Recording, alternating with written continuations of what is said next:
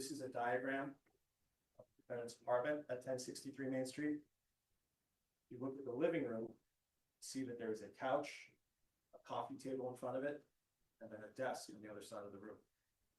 Those black bars that you see represent doorways in the apartment. You see the back door, it's down a hallway on the left side.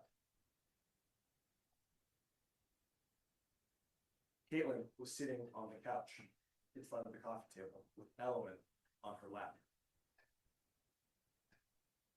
According to the defendant, after he tried and failed to take Ellen from Caytlyn as she sat on the couch, he crossed the room and went to his desk. From his desk, he grabbed this, his Beretta 9mm semi-automatic pistol.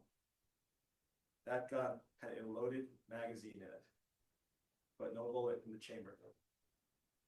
According to the defendant, after he grabbed the gun, he racked it in the slide back, putting a bullet in the chamber. The gun was now ready to fire.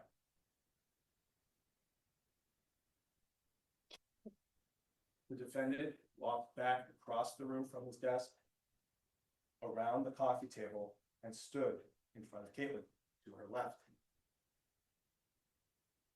He grabbed Ellen and gripped her from the mother's arms with his left arm, holding a pistol in his right.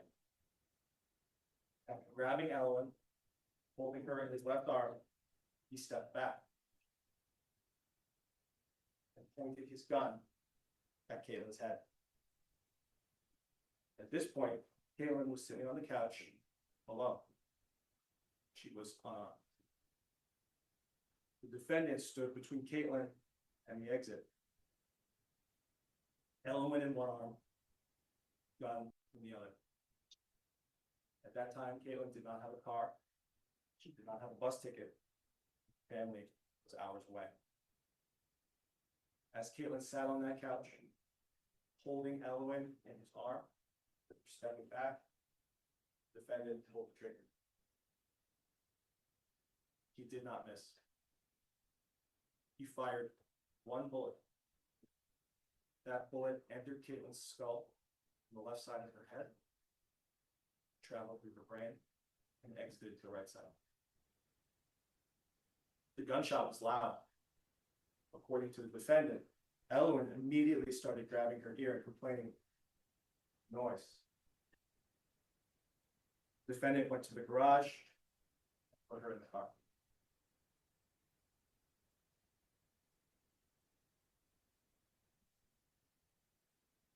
This is what the defendant told the detectives later about what he was thinking at that moment after shooting Caytlyn in the head. He told them that he knew, in his words, that he was screwed. He understood what had happened, and he understood the consequences. He went back in the house. He got Valen, who was still in her car seat. He grabbed clothes for himself and for the girls. He grabbed food and water.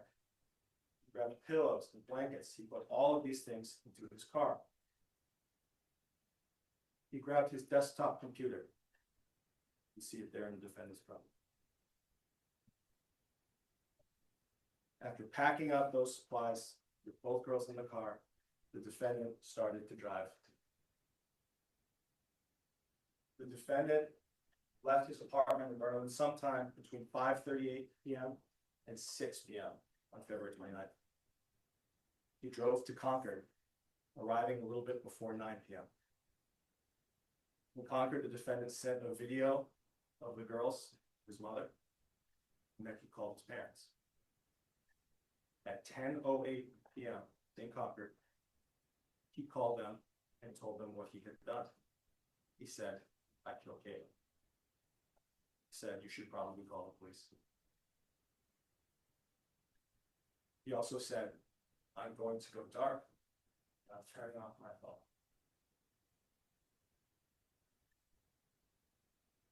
He said he would turn himself in, but he wanted some time with the girls before he did it. At about 10:22 p.m., the defendant did turn off his phone. According to him, he drove west into New York State. At some point, he stopped. He and the girls slept in the car in the back seat.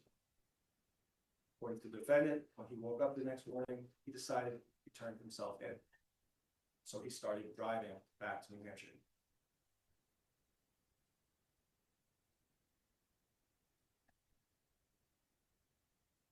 As the defendant drove through Keene, morning of March 1st, decided to have breakfast somewhere with his girls. While driving, he was seen and he was placed under arrest. The murder weapon, a 9mm Beretta semi-automatic pistol,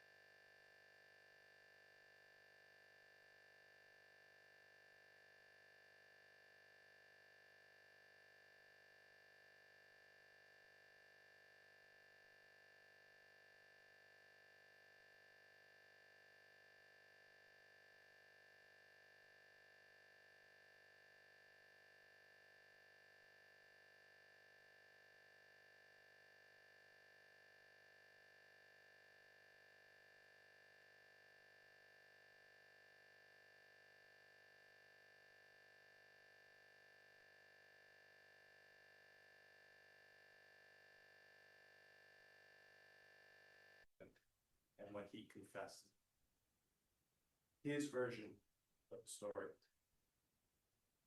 After his arrest, the defendant spoke with the state police at length. That interview was audio and video recorded. You will be able to see it for yourselves. You will be able to see the defendant's body language, his demeanor, and his tone of voice. You will see that the defendant was calm and in control when he described killing Caytlyn Naffziger. I've already shown you a few of the things that he said during that interview. You will see those and more presented during this trial. Those statements are just some of the evidence that will prove the defendant is guilty. Caytlyn is dead. She is dead because the defendant became angry and she refused to leave his apartment. She is dead because she would not stop holding her 4-year-old daughter. And that made the defendant mad. So he grabbed his gun, took Caytlyn's daughter away from her, and shot her in the head. After you've heard all the evidence in this case, it will be up to you, the jury, to deliberate and deliver a verdict. When that time comes, when you have had all of the evidence placed in front of you, you will know beyond a reasonable doubt that the defendant is guilty. You will know that the defendant murdered Caytlyn Naffziger. Just like the defendant knew from the moment that he fired his gun, you will know that he's guilty.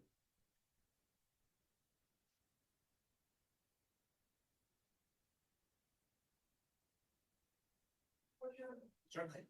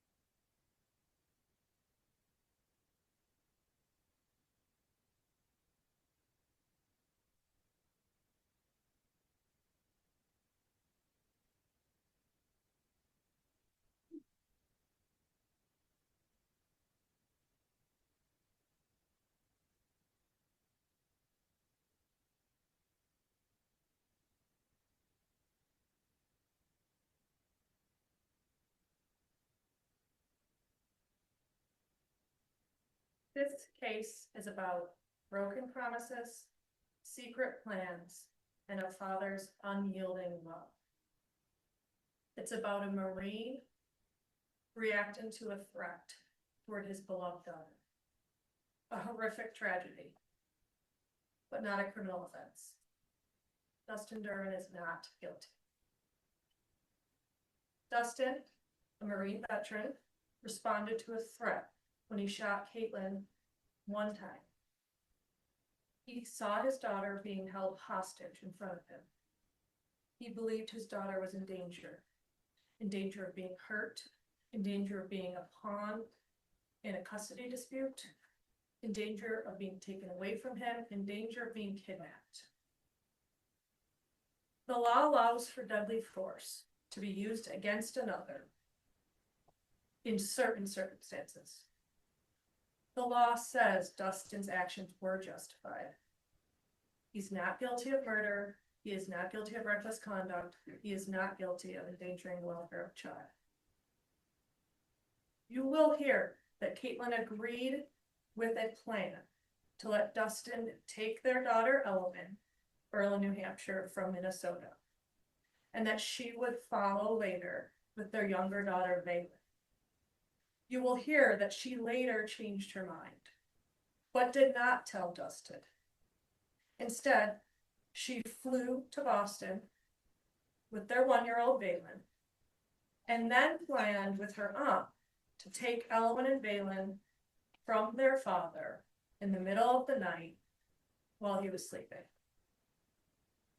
To carry out the secret plan, Caytlyn and Valen went to Berlin, stayed the night at Dustin's, and then ignored Dustin's requests for her to leave. Dustin decided he would need to bring Caytlyn back to the seacoast where her aunt lived.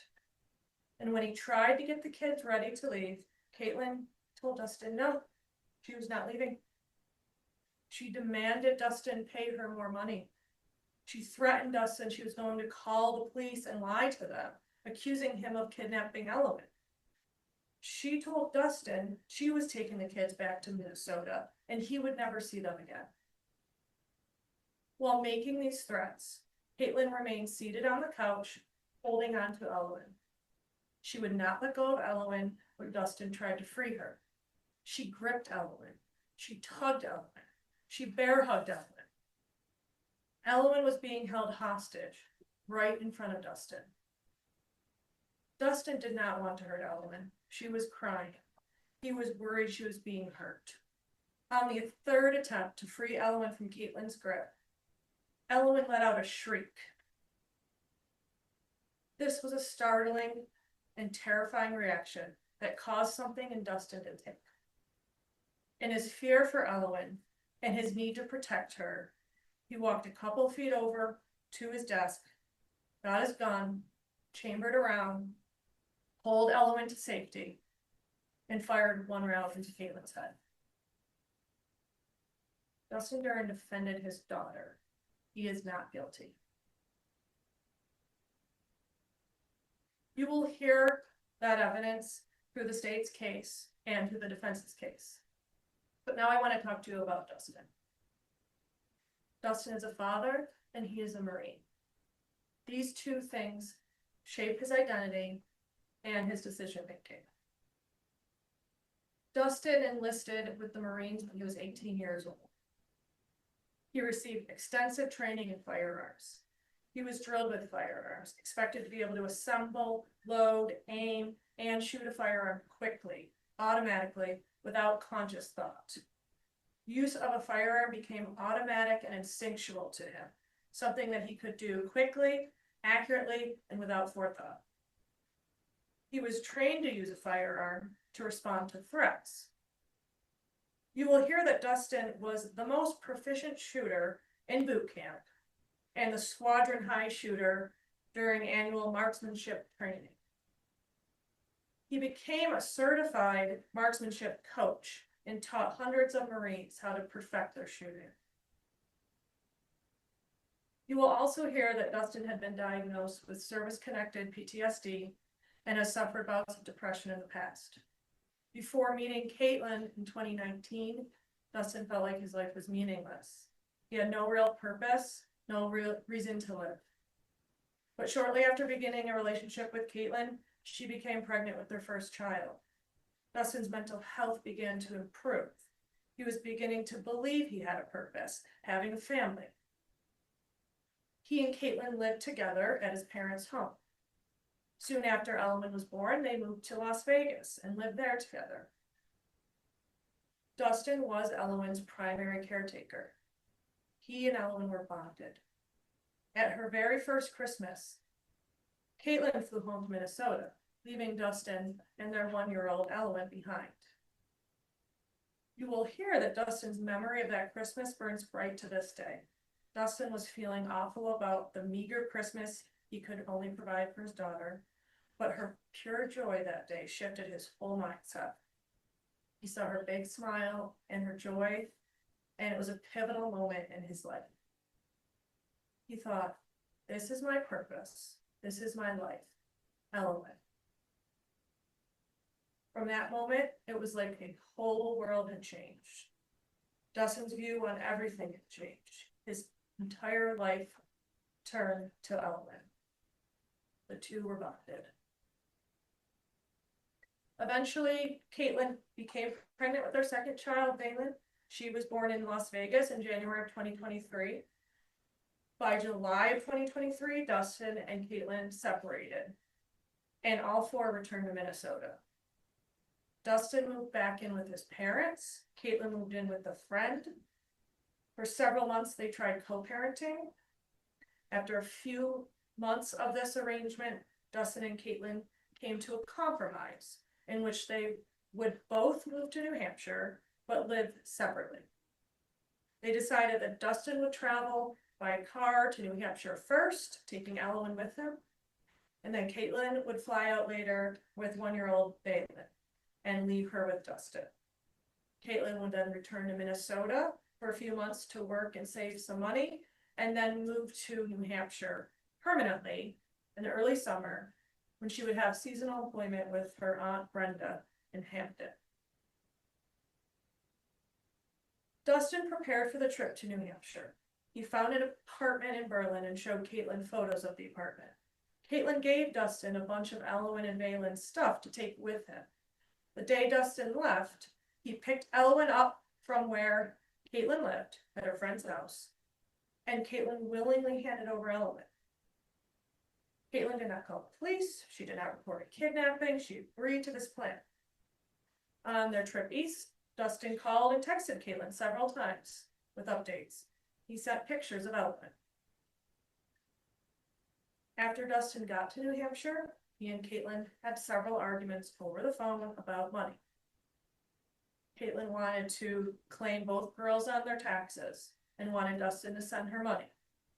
Caytlyn threatened to call the police and falsely claim that Dustin had kidnapped Elwyn and had taken her to New Hampshire without Caytlyn's permission. Dustin was worried that Caytlyn wouldn't bring Valen and that the girls would be separated. You will hear that when Caytlyn made this threat a few weeks before this incident, Dustin was alarmed. He called Caytlyn's mother. He called Caytlyn's father. He called the Berlin Police Department. He offered to let Caytlyn claim both girls on their taxes, paid for her plane ticket to New Hampshire, and sent her some money. 2 weeks later, Caytlyn and Valen did fly to Boston, as planned, on the 27th of February. Dustin knew when they would arrive in Boston, but no other details, because Caytlyn did not share those. He did not know how Caytlyn and Valen were getting to Berlin or when. He did not know if Caytlyn planned on staying in Berlin or where she would stay. He assumed she wanted to stay a couple days in Berlin to visit with Elwyn and offered for her to stay with him and the girls, but Caytlyn declined this invitation. Caytlyn had other plans, secret plans she did not share with Dustin. You will hear about the plan that Caytlyn created with her Aunt Brenda. Brenda will tell you that she lives in Hampton. She spoke to Caytlyn about her visit to New Hampshire. She will tell you that Caytlyn and Valen flew into Boston and shuttled to Seabrook, where Brenda and her friend picked them up. Brenda will tell you that Caytlyn and Valen spent the night in Hampton, and while there, Brenda and Caytlyn came up with a plan to take the kids from Dustin. Objection. Approach.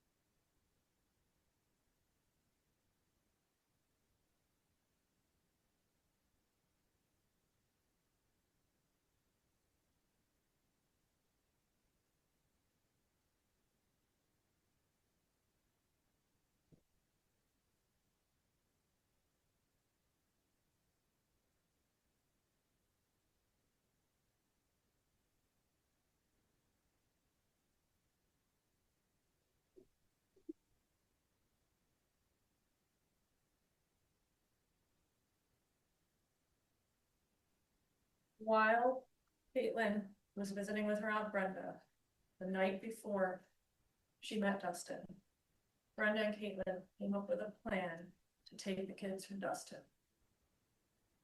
Brenda will tell you that she agreed to bring Caytlyn and Valen to meet up with Dustin and Ellen, drop them off, and wait a day or two for Caytlyn to call her for a ride back with both of the girls. Caytlyn would sneak the two kids out while Dustin was sleeping, and Brenda would pick them up and take Caytlyn and her kids to the airport to fly back to Minnesota. Caytlyn already had a return ticket to Minnesota, and Brenda was going to buy a ticket for Ellen. And Valen was young enough that she could sit on her mom's lap. You will hear that when Caytlyn texted Dustin that Brenda was driving her up, Dustin suggested they meet up at a spot halfway between Hampton and Berlin. And he found a restaurant in Ossipee. Dustin believed that Caytlyn and Brenda would have a meal with him and the girls, and then Caytlyn and Brenda would return to Hampton, while Dustin and the girls would head north to Berlin. The next day, Dustin and Ellen drove to Ossipee and got to the restaurant first, where they waited inside the restaurant, waiting for Caytlyn and Valen. When Caytlyn arrived, she called Dustin, asking him to come outside and help with Valen's things. Dustin and Ellen went outside to meet Caytlyn and Valen. Brenda was already gone. They put Valen's stuff in the car, and the four of them, Ellen, Valen, Dustin, and Caytlyn, went into the restaurant to eat. Dustin and Caytlyn did not have any real conversation. Dustin visited with Balin, Caytlyn with Elowen. Caytlyn started asking Elowen if she could come see Elowen's new house. Dustin was confused, since Caytlyn had said she did not want to stay with them. Caytlyn did not speak directly with Dustin, instead saying things to Elowen for Dustin to overhear. Dustin agreed that Caytlyn could spend a night. And so after dinner, all four of them got into Dustin's car, drove back to Berlin. Caytlyn sat in the back seat with the girls. That night, Dustin slept in his bed with Balin, and Caytlyn and Elowen slept on an air mattress between the bedroom and the living room. The next day, they all went to the Berlin Library for children's story time and arts and crafts. They came home and had lunch. Caytlyn spent the afternoon playing with the girls and not speaking to Dustin. Dustin tried to ask Caytlyn what her plan was when she was leaving, but Caytlyn would not answer him. Dustin continued to ask, and Caytlyn continued to ignore her all afternoon. Caytlyn played with Elowen and Balin in Elowen's bedroom, and every so often, Dustin would go to the doorway of the room and ask Caytlyn when and how she was leaving. Caytlyn did not respond. At one point, she picked up her phone and started using it. Dustin didn't know if Caytlyn was messaging someone. Her silence was telling. Dustin was suspicious. Caytlyn's behavior concerned him. Something was off. Eventually, once it started to get dark, Dustin told Caytlyn that since she wasn't responding, he was going to drive her all the way back to Hampton. And he told Caytlyn it was time to leave. Dustin was stressed because it was a long drive, and by the time he dropped Caytlyn off in Hampton and then drove all the way back to Berlin with the girls would have been up all night. Caytlyn sat down on the couch. Dustin put Balin in a car seat and sat on the hallway floor. He went back into the living room and saw Caytlyn go over and pick up Elowen, return to the couch, and sat Elowen on her lap. Elowen straddled Caytlyn's knee. Dustin told Caytlyn, "Come on, we're leaving," and tried to take Elowen to get her ready to go. Caytlyn tugged Elowen tightly and pulled her back, wrapping her arms around Dustin's daughter in a bear hug. Dustin let go and asked Caytlyn to let go of Elowen, and Caytlyn said no. Dustin kept asking Caytlyn to let go of Elowen and get ready to leave. Caytlyn started demanding Dustin pay child support, give her $2,000 per month. Caytlyn told Dustin she was going to take Elowen and Balin back to Minnesota and Dustin would never see them again. Caytlyn again threatened Dustin that she would call the cops and tell them Dustin had taken Elowen without permission. Caytlyn was still holding on to Elowen, her arms wrapped tightly around Elowen, restraining her. Caytlyn told Dustin again that he would never see his kids. Dustin felt like Caytlyn was holding Elowen hostage. He was seeing his daughter held hostage in front of his eyes. He kept begging Caytlyn to let go of Elowen and to just get ready to leave. Caytlyn refused and kept saying she was taking the kids and he would never see them again. At this point, Balin was crying. Elowen was upset and crying.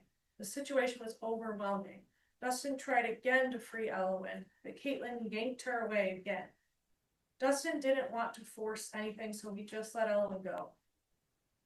He tried again to persuade Caytlyn to let go of Elowen, and she refused. She continued to threaten Dustin.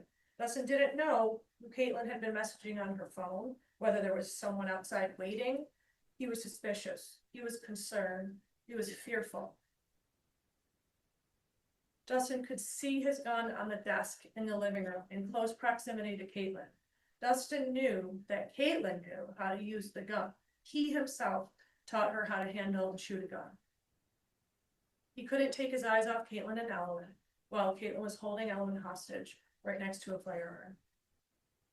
Dustin tried one more time to take Elowen. Tried to hold one of Caytlyn's wrists while wrapping his arm behind Elowen so that he could free Elowen from Caytlyn's bear hug. Caytlyn did not let go and instead got more aggressive. She braced her foot against the living room table and pulled back hard. Elwyn screamed, a piercing cry like she was in pain.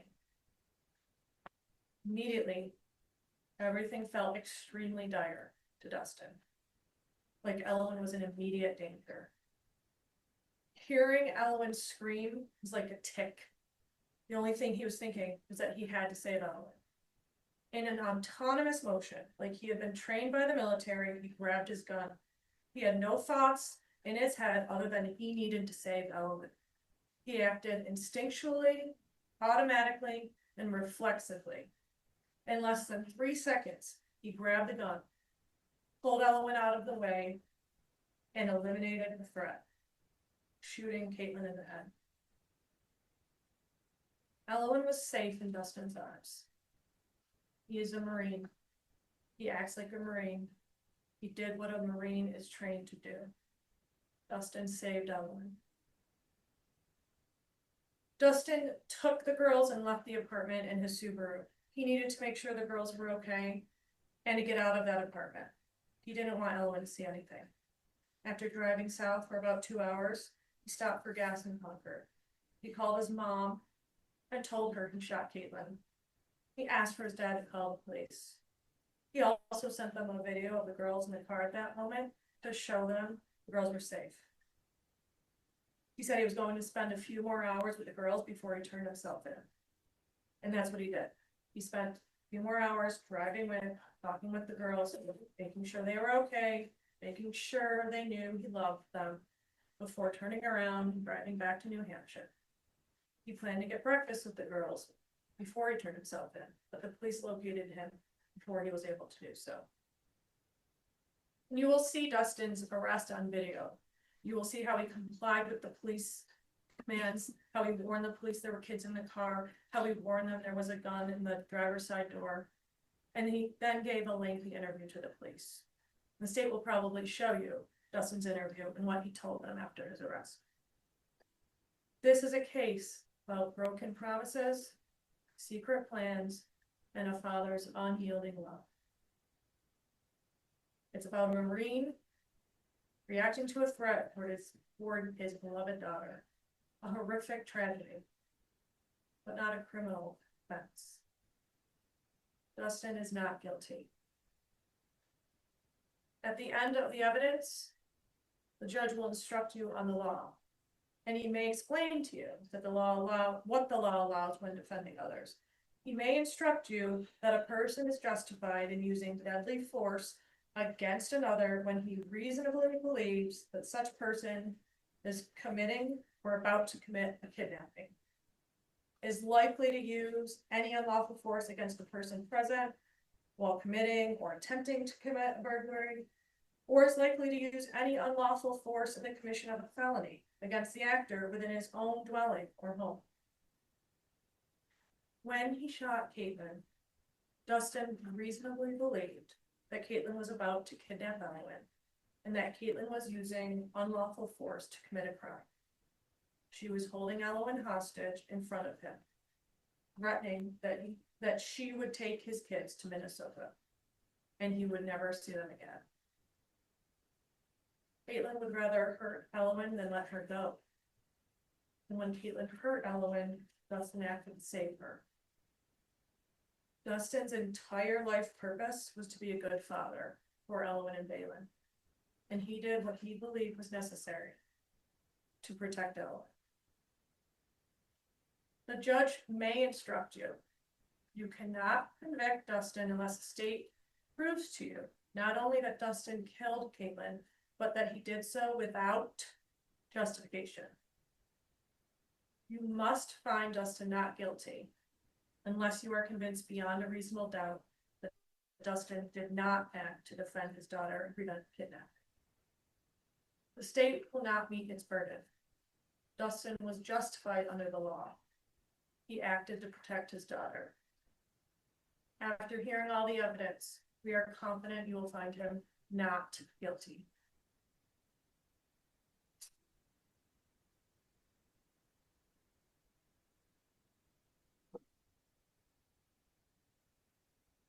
Okay, thank you. Right, members of the jury, as I said, we typically take a mid-morning break and a lunch break and a mid-afternoon break before we start with the first witness. I think it's appropriate right now to take a mid-morning break. I'm going to instruct you on several matters right now before we take our first break. First of all, as you heard me say before, you are not allowed to discuss any aspect of the case or any aspect of the evidence amongst yourselves until we get to the conclusion of the trial, until we finally get to deliberations. So it's extremely important that you not do that, and I instruct you not to do that. Further, I instruct you that if you do hear of anybody among your jurors, that if you overhear two jurors talking about the case, I instruct you to please tell one of the court security officers about that. That's something very important that you not do. Talk about it. So if one of you does hear two others talking about it, that needs to be informed to a bailiff as well. And as you can see, there is some members of the media here. As I said to you last time during jury selection, I'm advising you to pay no attention to any news reports whatsoever with respect to any aspect of the trial. And I also, because of modern social media, I'm further instructing you not to communicate with anyone about anything that's happening during the course of the trial. You'll hear me make these instructions to you many times over the course of the trial, but it's my duty just to do so. I have no doubt that you will follow my instructions. So again, please do not discuss the case, and we'll get started in about 10 or 15 minutes. It's 10:33, so we'll try to get started right at by 10:50. And so with that, we'll take our first break. Okay, thank you.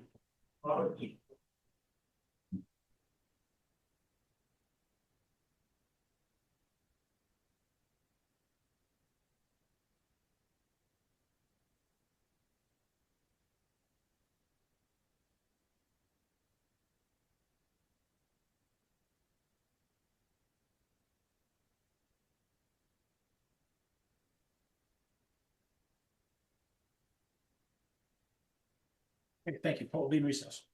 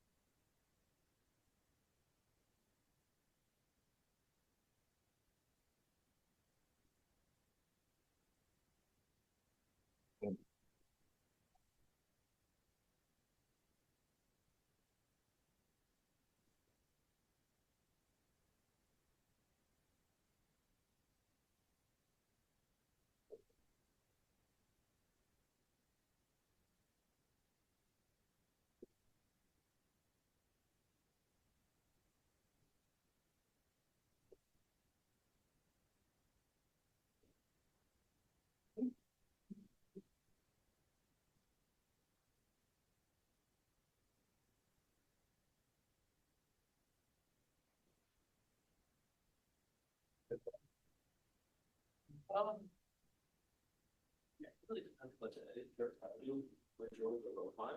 Okay. What job you're at. I think the ones. Oh, yeah, sure. Wow. I don't know, I think those are things. It's not on me. So. Sure.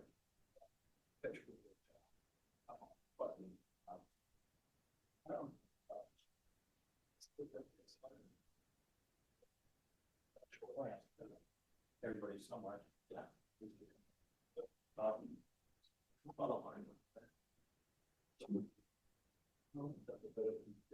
Yeah, right. Yeah. Basically, it's like, session.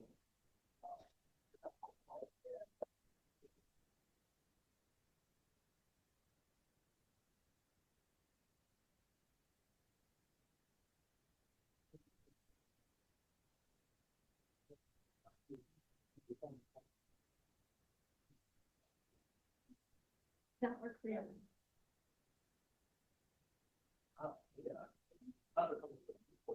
Yeah. No, he said he was so tired. Yeah. Some stuff. But it's not, so.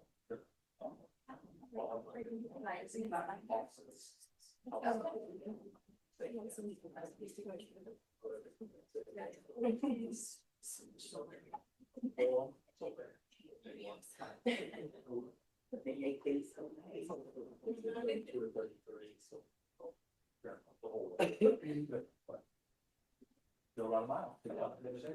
It's still.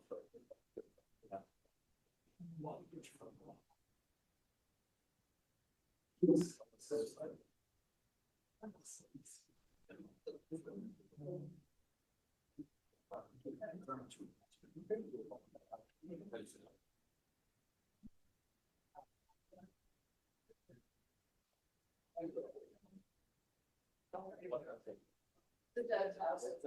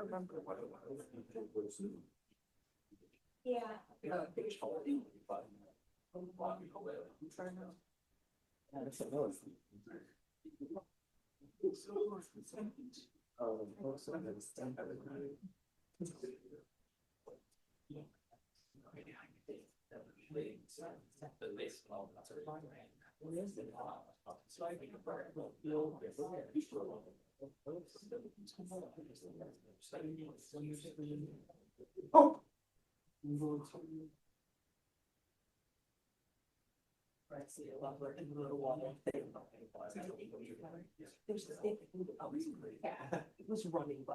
I was gonna have to change it, so I'm glad someone did. I'm very good at that. I bet I am not. I just wouldn't have no one. Up on my hips, so they're bringing it up. Ones that, there's like, these on the bottom. And then these things that like went off. And the side, so. So there. Yeah, like that. It's more like a regular one.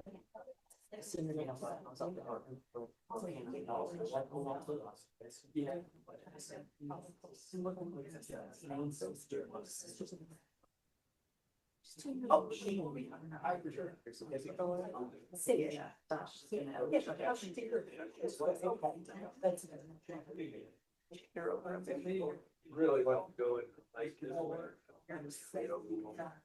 That's what you go work here. Yeah.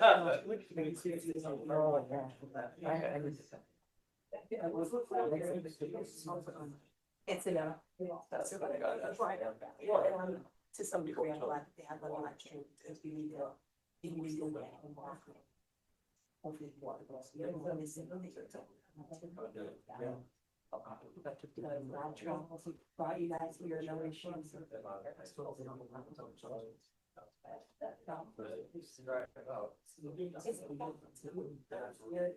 Just list the foliage is a whole state size of like a second and it's all in close.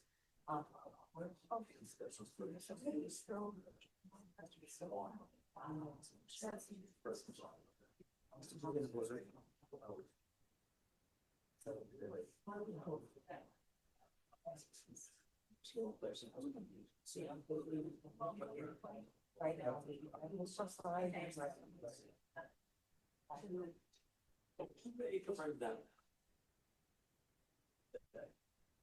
Do you need to verify that?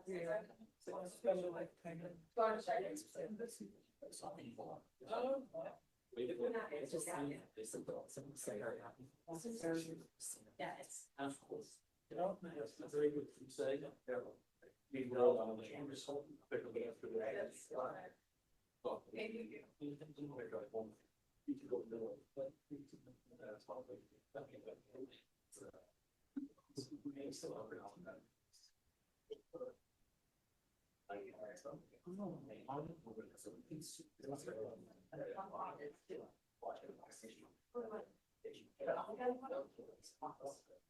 I'm gonna prove it out, it's surely.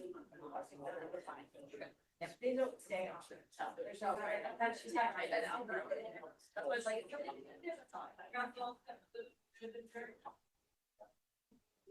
Maybe to have the judge to really drop it back.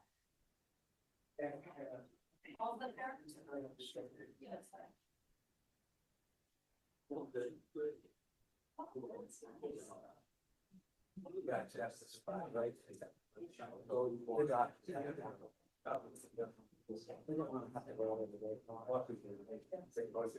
All right, we're starting to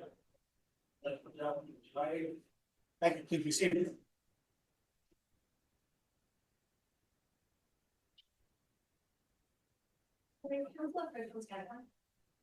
Certainly, yeah, absolutely.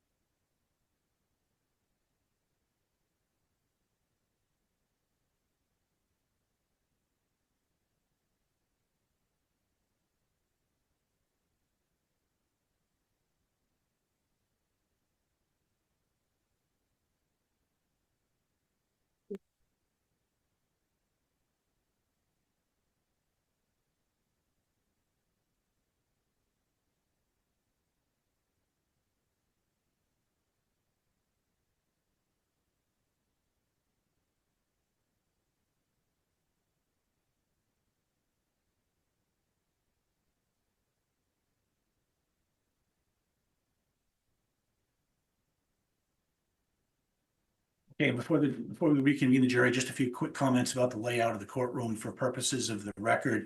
I did not want to take the time to do that first thing this morning. I wanted to get started.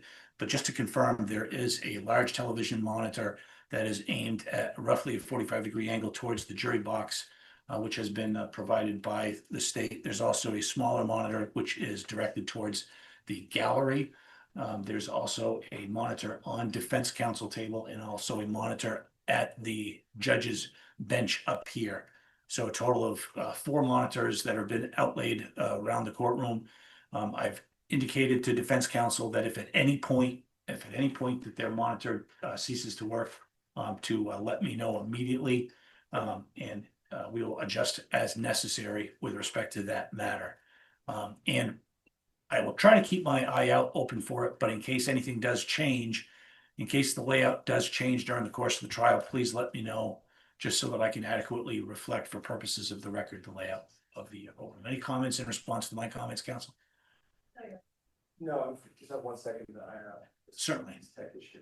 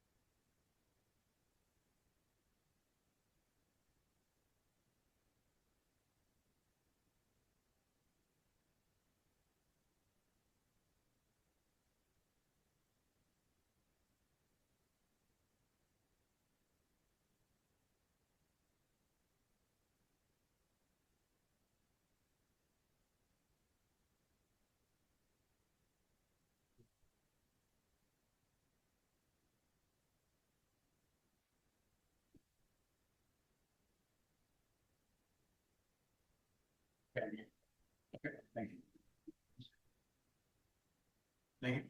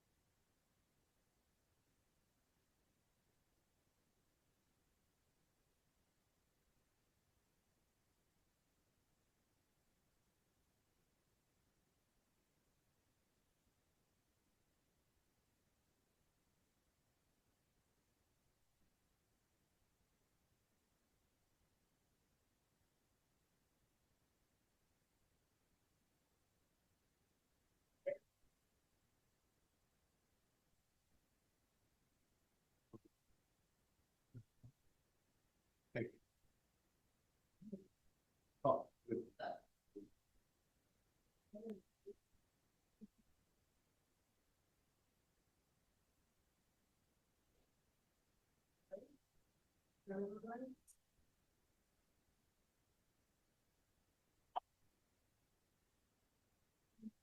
It changed.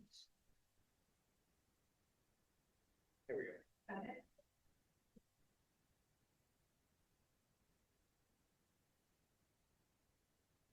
All set. All set? Okay.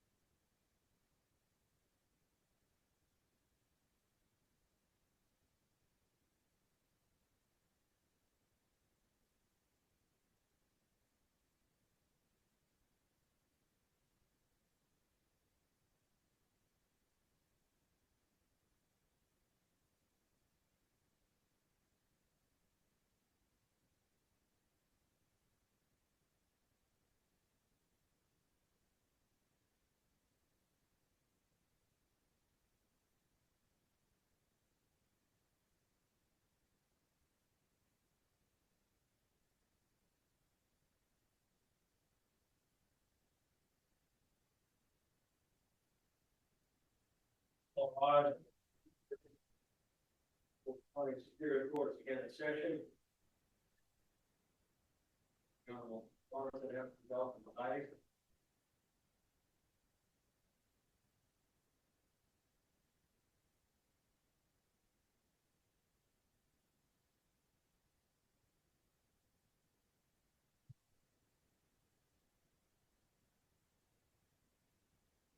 All right, thank you. Please be seated.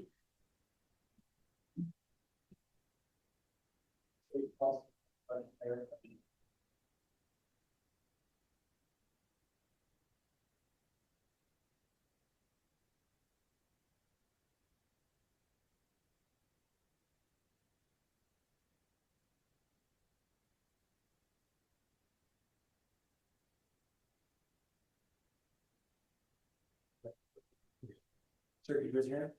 You swear that the testimony you're about to give is the truth, nothing but the United States of perjury? I do. Thank you. Please have a seat.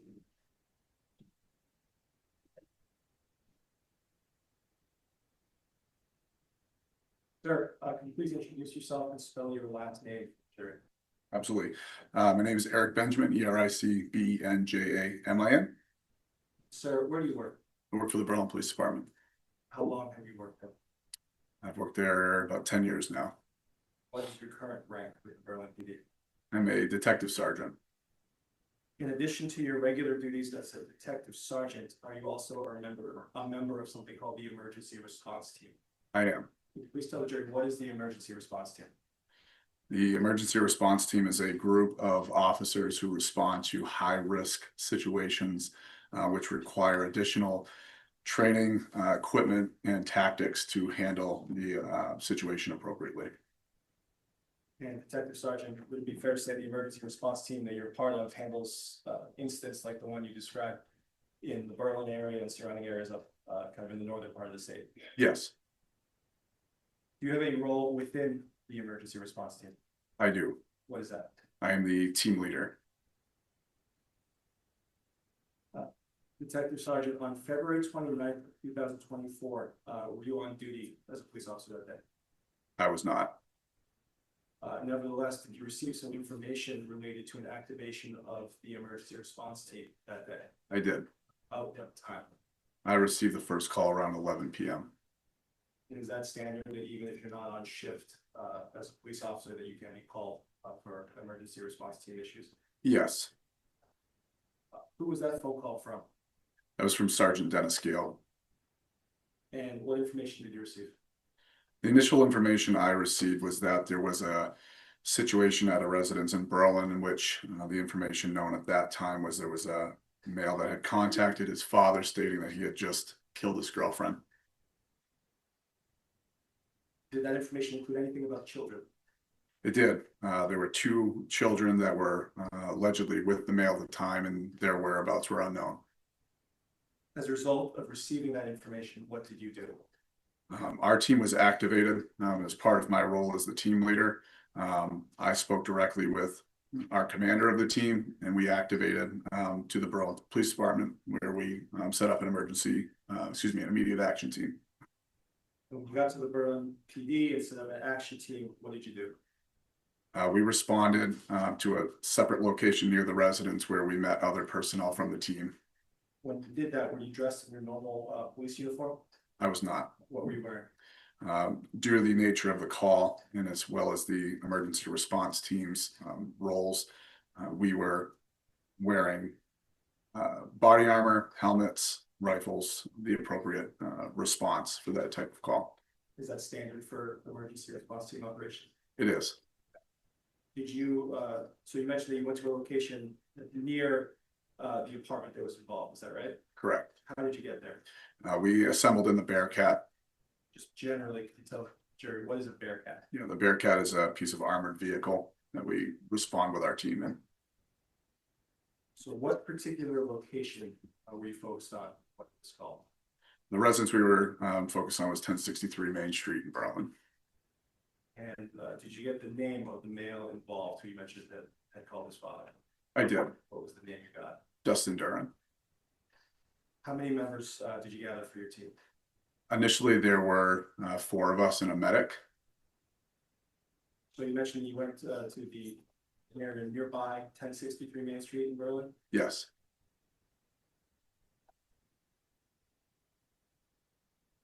Could you describe that area of Berlin where 1063 Main Street is?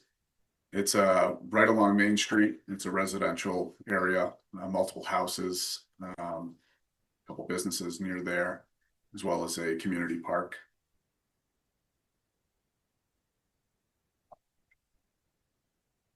This time I move to introduce states exhibits 1, 2, 3A, 3B, 3C by agreement. Yeah, you can straighten it out. Oh, okay. The ID may be stricter than each shall be considered full exhibits.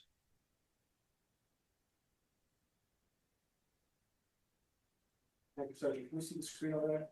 Yes. You need to get up and move this. Okay. So we're talking about 1063 Main Street. What do you see here? Oh, I'm not Yes. just.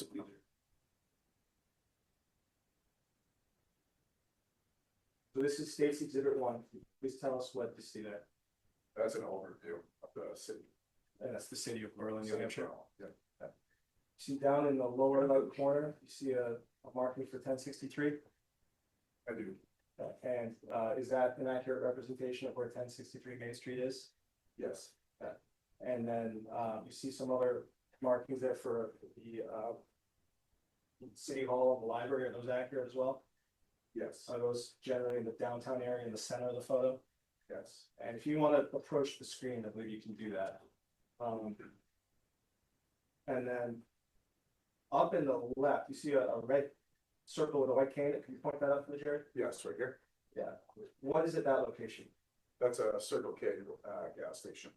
And is there a bus stop at the Circle K gas station? Yes, there is. And what sort of buses service that bus station? That's the Concord Railways. Thank you. And I'll keep you up here so I'm showing up and down. We're showing you State's Exhibit 2. What is this? That's a closer view near 1063 Main Street. So that's Main Street in Berlin, and then that's 1063 where the red box is coming out. Correct. How many lanes of travel on Main Street? 2. And is that, you just right at the park on the other side, is that what you can see at the bottom of this photo? Yes, the Heritage Park. That last photo. What do you see there? That's 1063 Main Street where we responded. So we'll do all of this while we have you up here. Is 1063 Main Street multifamily home? It is. Yes. Multiple apartments within that one structure. Yes. Is there a garage? Yes. Alright, can you see any of it in this photo? Yes, you got right in the rear. And is there a driveway? Yes. What side of the house is the driveway on? The left side. So, go back here. Can you point out which side of the house the driveway is on? Yes, right here, the left side. Now back on Exhibit 3, is that the garage you can see down at the other end of that driveway on the left side? Yes.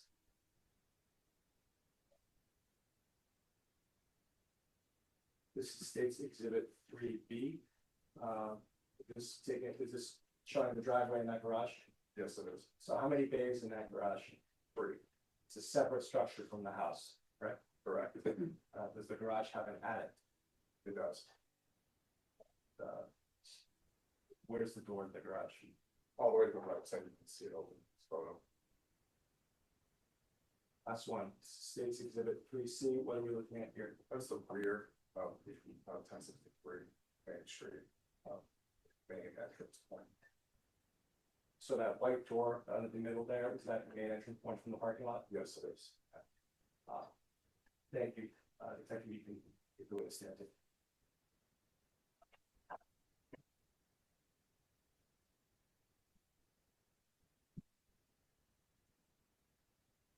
Detective, you mentioned that you received a phone call, went to Berlin PD, and then staged to the location near 1063 Main Street. Did you eventually go to 1063 Main Street?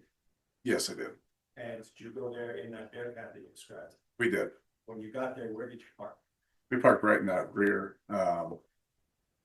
parking space right in front of the 3-bay garage. What did you do at that point after you arrived? So my role as a team leader is to convey basically what's going on the ground to the commander who makes the decisions as far as what we do next. At that point, we weren't sure whether or not Mr. Duren's vehicle was still in one of those 3-bay garages. If they may be inside a residence, we didn't really know. At that point, upon arrival, we decided to clear the 3-bay garages. There was a dormer up above that also posed a risk to our officers outside on the perimeter as well. So we made the decision to clear that garage first. Before we talk about the garage, was there snow on the ground at that point? There was. And could you see any tracks in the snow when you arrived?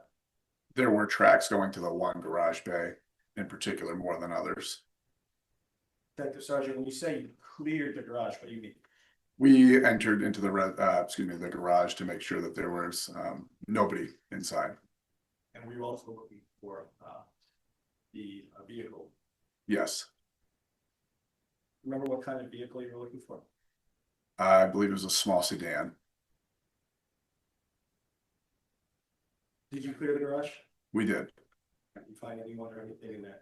No, Was the defendant's vehicle, or excuse me, was the vehicle you were looking for in there? no, it was not. What did you do next after clearing the garage?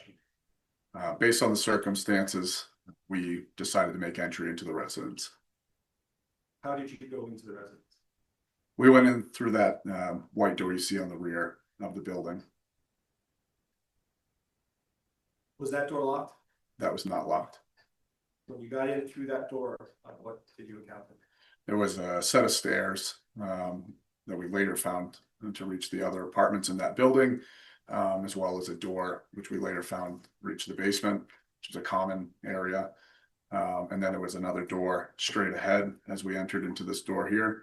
And that was the main entrance pointing to Mr. Duren's apartment. Was that door into the apartment locked? Yes, it was. How were you able to open it? We utilized a ram to get through that door.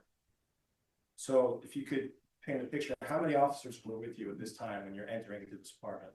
We had 4 of us on the immediate action team. Where were you relative to those other 3? So as the team leader, usually in the back, we call the stacks, the back of the group. So that's where I was. I was number 4 in that group. After that door was breached, did the group go into that ground floor apartment? Yes, What did you see when you got in? the apartment was completely black. So it took us a moment to get through the initial entryway until we later just briefly found the light switches that we turned on while we were in there. So the door was locked and the lights were off and you went in. What did you and your teammates do? We began clearing. There were initial rooms to the left and right, which we cleared to make sure there was nobody inside. And then we continued going straight into what we later find to be like kitchen area. And can you tell us what you saw when you got to the kitchen area? So the kitchen area opened up into 2 rooms, one to the left, one to the right. And at that point, we had multiple officers begin to go left and right from that kitchen area. What happened next? Deputy Green was the first person in front of me to the right. I was holding the room to the left with Sergeant Gale. We were able to start to make entry into the right room off the kitchen. And at that point, Deputy Green announced that there was a female victim on the couch with an apparent gunshot wound to the head. What room was Deputy Green in? That would be the living room.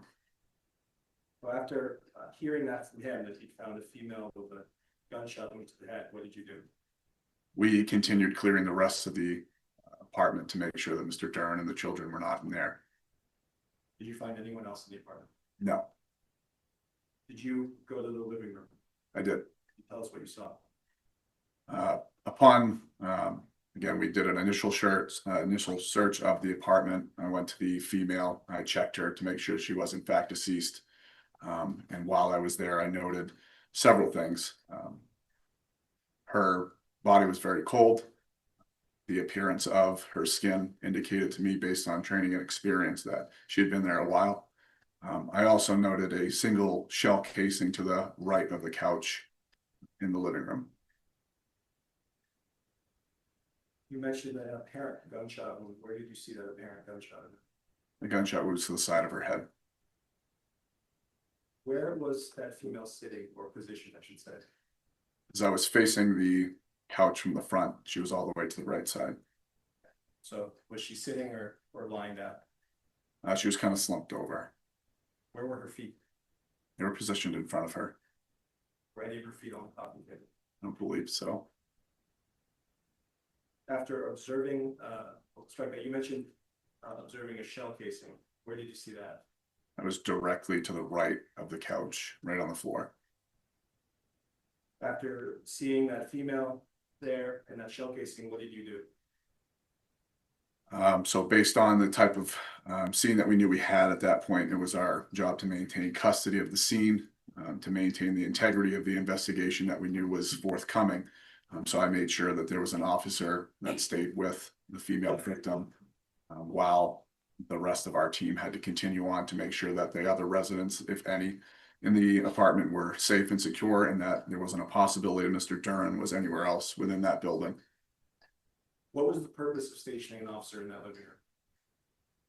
These type of investigations and require us to maintain the integrity. And that means that nobody touches the body, nobody moves anything from the scene, and nobody, everyone's responsible for their own actions. So we post an officer with the body to make sure that all those are accounted for, all those things happen. Other than checking for a pulse, did you or any other officers with you touch that body? No, Did you or any of those officers touch that shell case? no, Did you and the other officers then proceed to the rest of the building to clear it? we did. And what did you find as you did that? There were multiple apartments within that structure that were empty.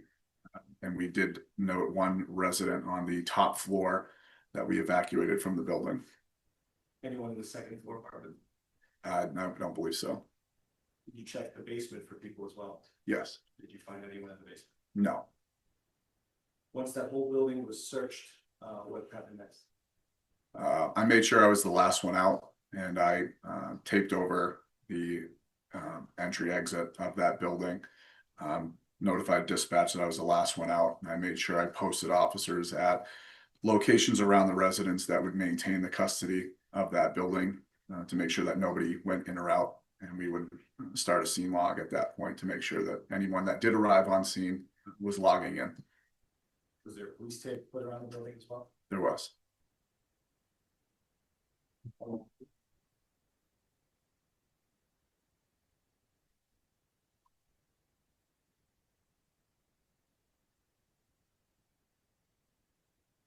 Okay, Sergeant, you mentioned that the door into the apartment was locked. Can you tell us, is that locked with the knob or with the deadbolt?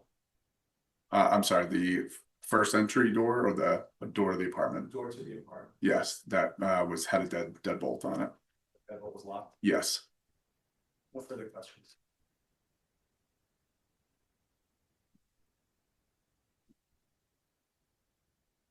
Morning, Sergeant. One question, the Berlin Police Department's phone number 603-752-3131. Yes. And if you were to Google that, that number will pop up. I think so. No more questions, thank you. Nothing further. Okay, can Detective Sergeant Benjamin step down? Thank you, Your Honor. May you step down? Okay, thank you.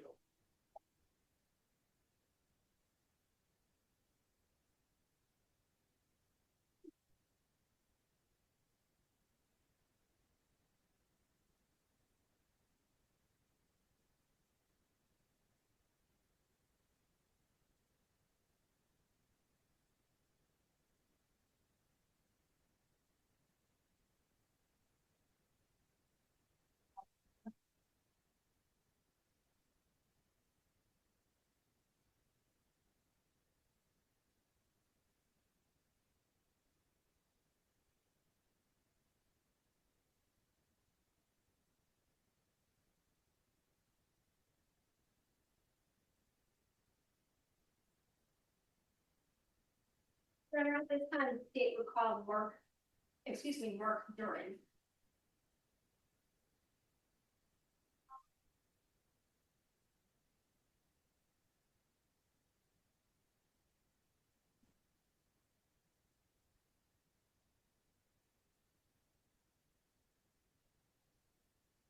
Duren, if you could remain standing and please raise your right hand.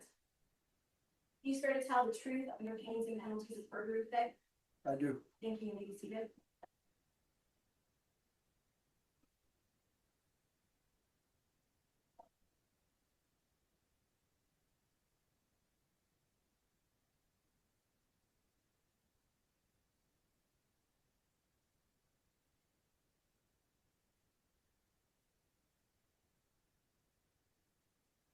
Sir, could you please state your name for the record? Mark Philip Duren. Mr. Duren, where do you currently live? In Pine City, Minnesota. And for how long have you resided there? About 4 years now. How long have you lived in Minnesota? Well, off and on most of my life. What do you do for a living? I'm retired. And what did you do prior to retiring? I was a deputy sheriff with Anoka County in Minnesota. Unoka County Sheriff's Department. Yes, Are you married? yes. To whom are you married? Deborah Duren. And how many children do you have together? We have 2 together. Okay, and you have one additional child? I do. Do you know the defendant seated to my right, my right at trial table? Certainly do. Who is that? It's my son, Dustin Duren. In terms of your children, is Dustin your oldest child, your middle child? Middle child. In February of 2024, where was Mr. Duren, the defendant, living? In Berlin, New Hampshire. Is it fair to say that, or I'm sorry, do you know how long he'd been living in Berlin, New Hampshire? Approximately a month. He'd moved there, in fact, in January of 2024. Yes, And prior to his moving to New Hampshire to live in Berlin, New Hampshire, did he reside with you in Minnesota? he did. Had you, through the course of having Mr. Duren live with you and being your son, met his girlfriend or ex-girlfriend, Caytlyn Naffziger? Yes, And this may sound like a silly question, but you have in fact met his children, is that correct? very much. Yes. Can you please identify the 2 children that that Mr. Duren had with Ms. Naffziger? Elwyn and Valen. In February of 2024, how old was Elwyn 4. and how old was Valen? 1. Is it true that at this time you are currently sharing custody of Elwyn and Valen with Ms. Naffziger's family? Yes.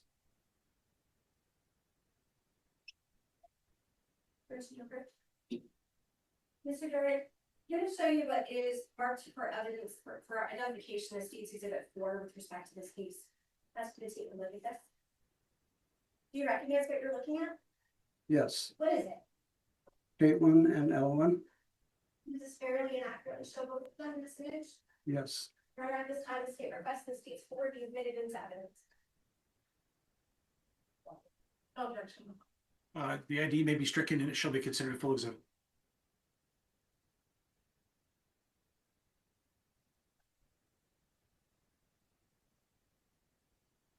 Now, Mr. Duren, in February of 2024, specifically on February 29th of 2024, did you make a call to the Berlin Police Department?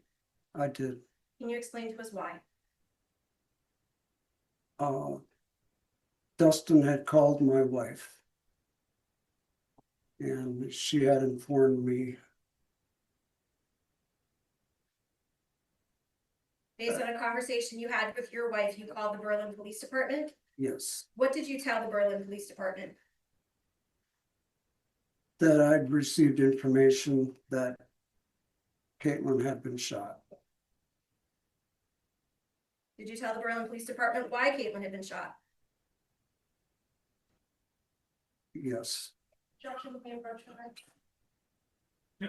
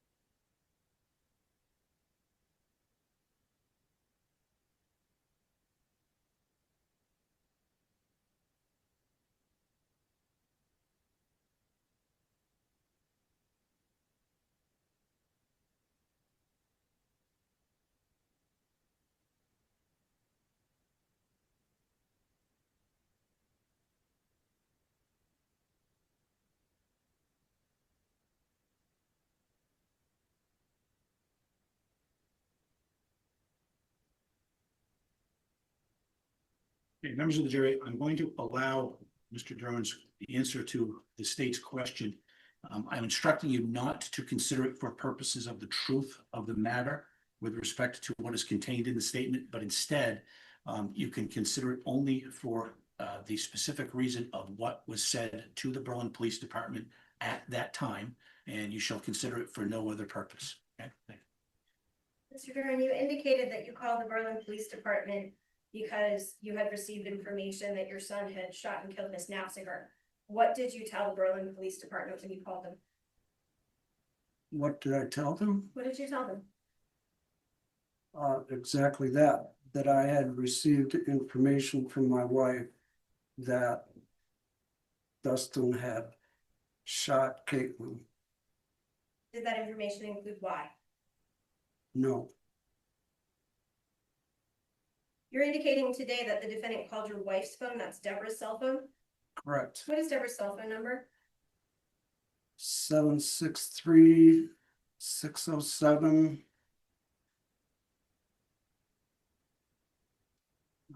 I'm sorry. I can look at my phone if you want. I just called Deb on my phone. Understandable, most of us do. Are you familiar with the cell phone number 763-350-0954? That's correct. Okay, what is that correct to be? That is my wife's phone number. Okay, so 763-350-0954 is your wife's cellular phone number. Correct. What time of day did that call come to your wife?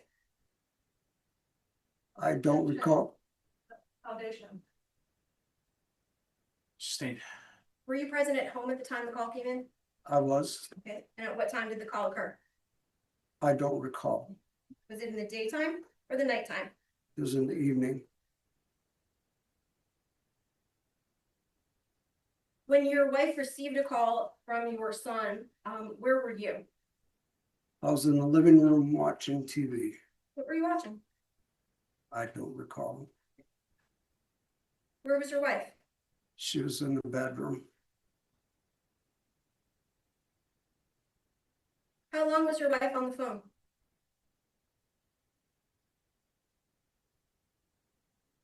I would estimate 5 to 10 minutes. I wasn't present, so I don't know exactly. At any point during this conversation where your son called and provided this information, did your wife leave the bedroom and come to the living room? After the phone call, she came out and informed me.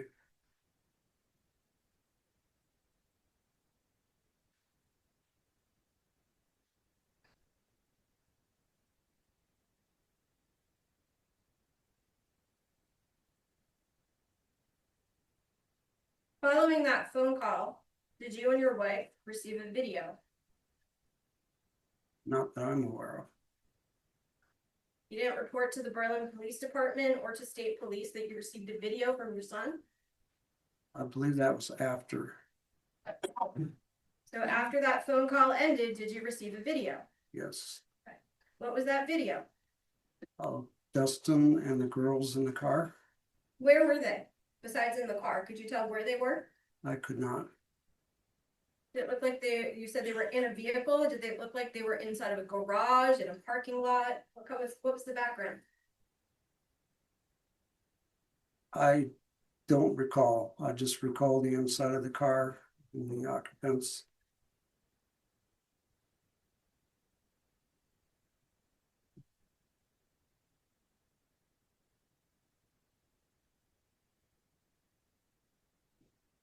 Following your 911 call or your emergency call to the Berlin Police Department, did you continue communicating with police?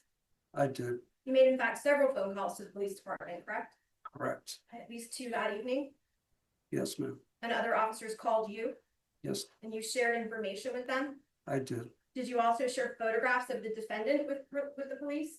I did. Did you provide them with photographs of the 2 children? Yes. Mr. Duren, as a sheriff's deputy, were you assigned a service weapon? Was. Okay. Several. Several service weapons?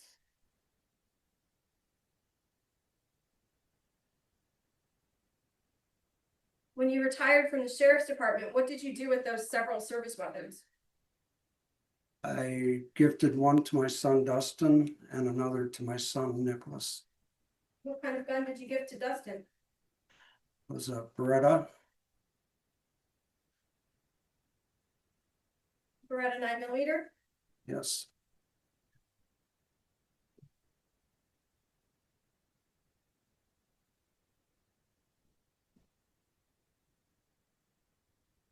County States Exhibit 20A, which is marked for identification purposes. You recognize this? yes, ma'am. What is it? It's a Beretta handgun. Do you know if that is your service weapon that was a Beretta handgun? I would not know unless I looked at the serial number. You know the serial number for that weapon? Not right offhand, no. But you would recognize it if you observed it. Is that fair to say? Not without looking at my records to identify the serial number. But you gifted a gun just like that to your son Dustin, correct? I did.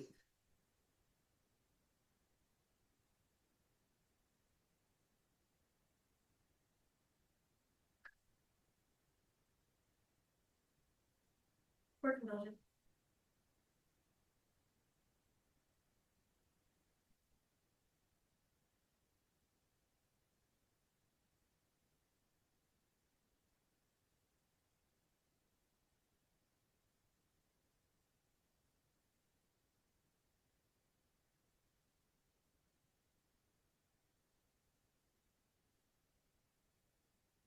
Thank you, Mr. Duren. I have no other questions.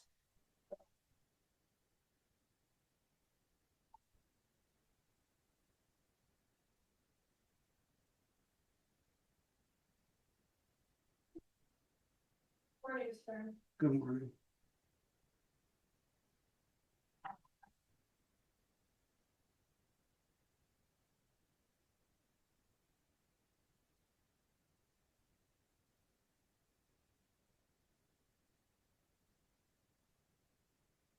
Mr. Duren, you testified that you were a sheriff at the County Sheriff's Department in Minnesota Correct.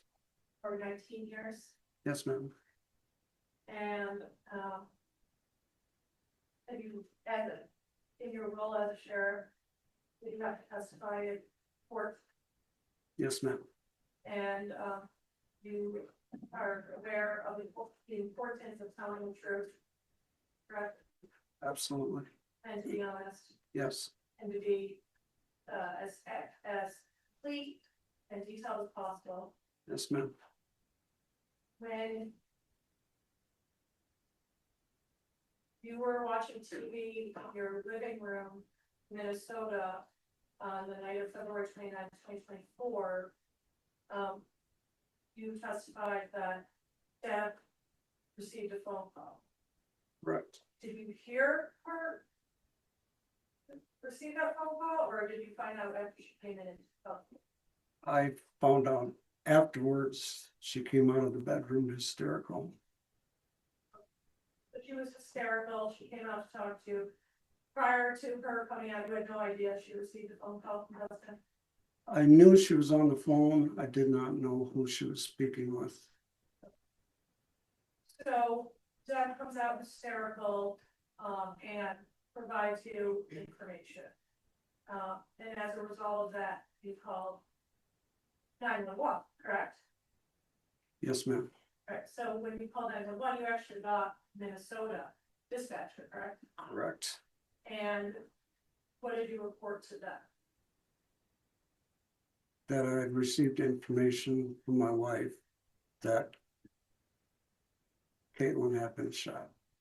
Right, and did they transfer you to, dispatch in New Hampshire? Yes, ma'am. So you didn't have to like hang up and call in somewhere, correct? I don't believe so. When you were transferred, you spoke to, someone that from dispatch and gave them the same information, correct? I did. Answered all their questions, Yes, ma'am. okay? Provided them information like your son's name, right? Correct. Caitlyn's name, Yes. the kids' names, Yes. what Dustin drove for a vehicle, Yes. his address. Yes.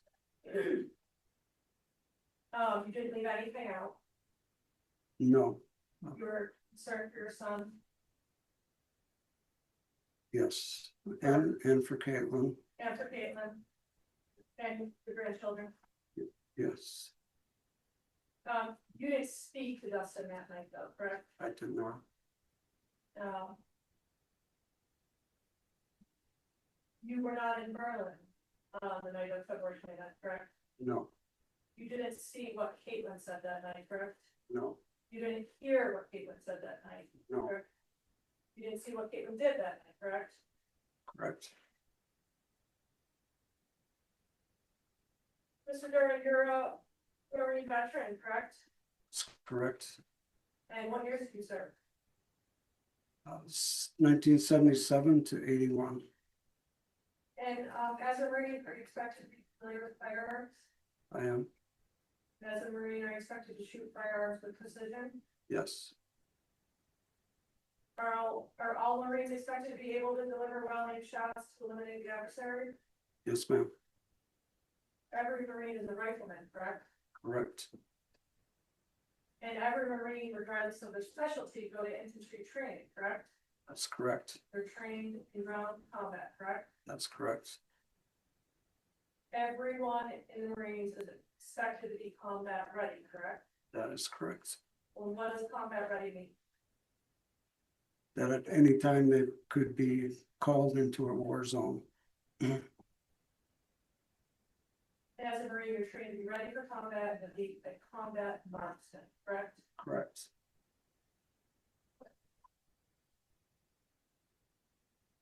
You told us that you gifted Dustin a Beretta M9, correct? yes, And that was your former service weapon. yes, And it became yours upon retirement. yes, Now, are you familiar with the M9? I am, Okay, how, was that your regular service weapon that you used? yes, yes, Was that the only weapon M9 that you used as the sheriff?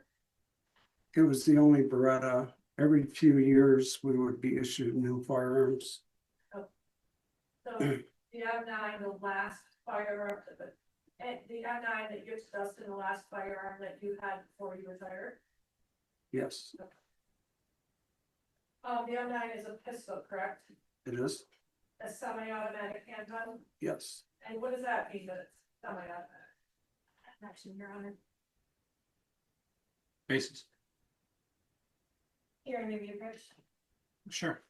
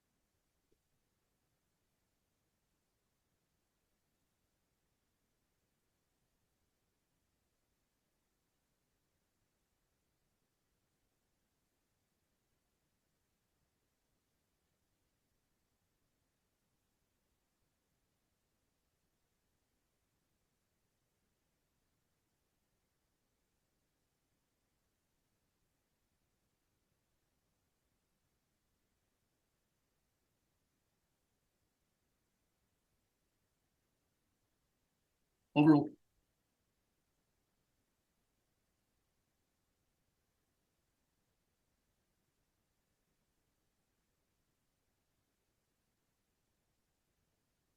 What does it mean to be a semi-automatic pistol? it means that it will fire every time you pull the trigger, And the M9 is, it has several safety features, correct? yes, it does, Okay. And actually it was developed for use by the armed forces, correct? Yes. And, it has a fail-proof safety system, correct? Yes.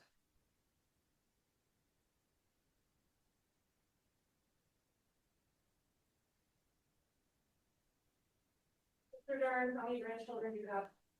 7. 7 grandchildren. And, you testified earlier that Alan and Valen are Dustin's 2 children, correct? Right. With Caitlin, right? Yes. And, at the time of this incident, in February of 2024, Alan was 4 Yes. and Valen was 1. Yes. And at the time of the incident in February 2024, Dustin, Alwyn, lived in Berlin, New Hampshire, correct? Correct. And Valen and Caitlin had just come out a few days prior from Minnesota, correct?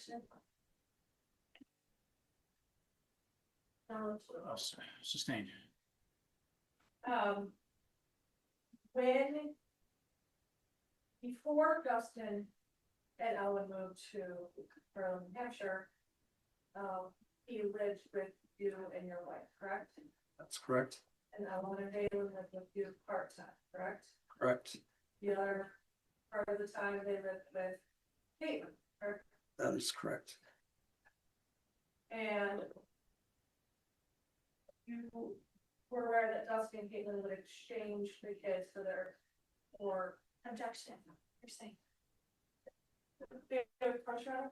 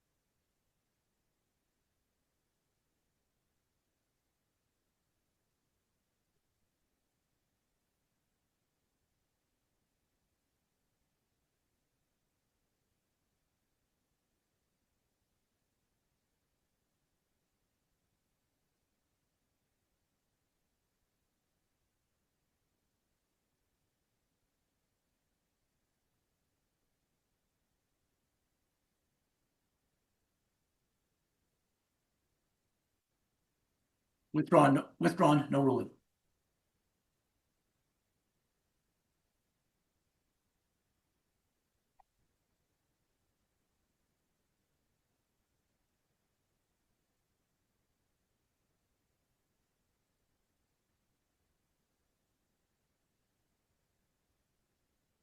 Oh, Mr. Duran, when Dustin and lived with you and your wife and his children, several months, correct? Correct. And you were able to observe Dustin's relationships with each children, correct? Yes. And specifically with Alwyn, you observed how close they were, correct? Extremely. Really close. Dustin loved being father, as far as you could see, correct? Very much so. And he cared deeply for Ellen. Correct? Overruled.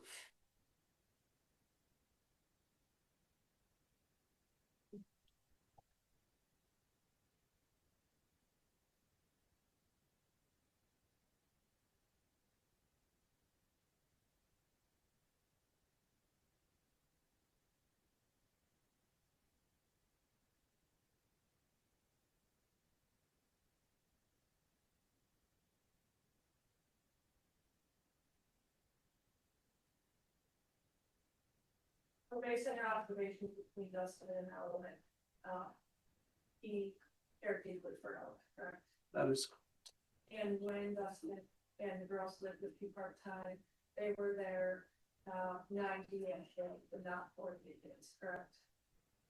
that's correct. So Dustin and the girls were there at your home at a higher ratio than the intended girls. Yes.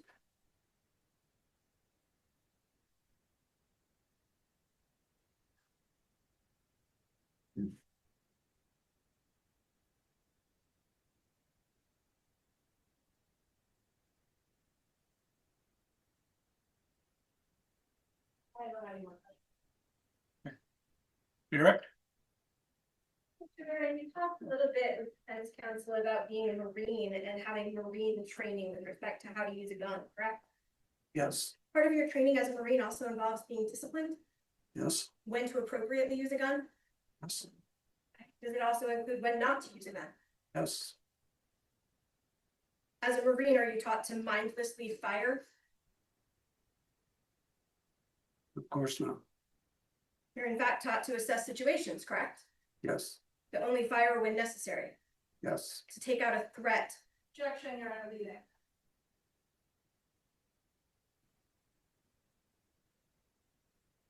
I can rephrase your. Withdrawn. Sustained. With respect to your training, Mr. Duren, are you taught as a Marine to shoot at a specific individual? If necessary, yes. Okay. And are you taught when and how to decide if it's necessary to shoot? Yes. How about an unarmed person? Is it necessary to shoot them? Objection. Overruled. You may answer, Mr. Duren. Yes. It's necessary to shoot an unarmed person? Objection, Your Honor, the approach. Yep.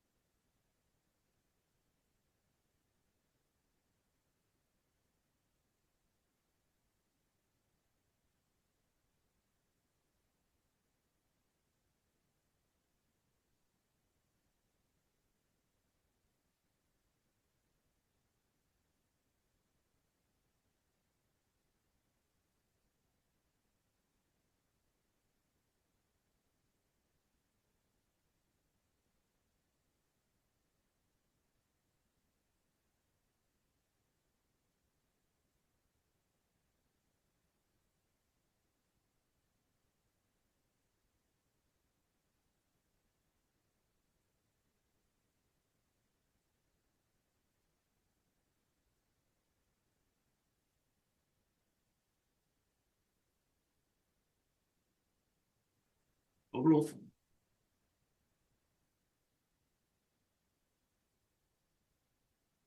Mr. Duren, does your Marine training include information on shooting persons who are unarmed? Yes,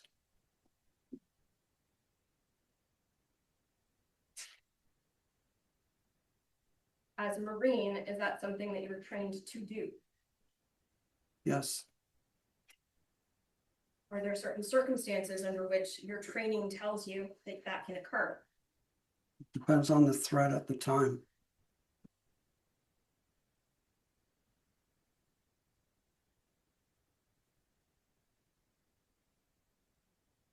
As a Marine, you're trained in ground combat. Correct? What is combat?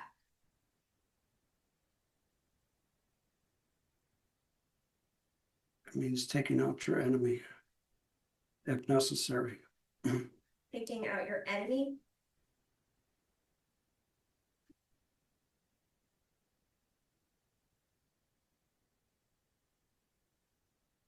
And are you trained as a Marine to be thoughtful with respect to your use of a handgun in combat?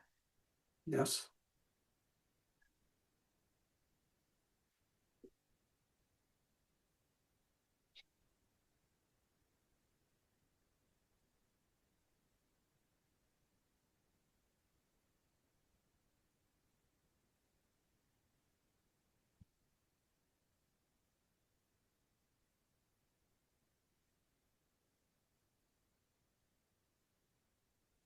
No other questions? Because, Nothing further. okay, can Mr. Duren be excused? Time to see. Okay. Okay, thank you, Mr. Mason.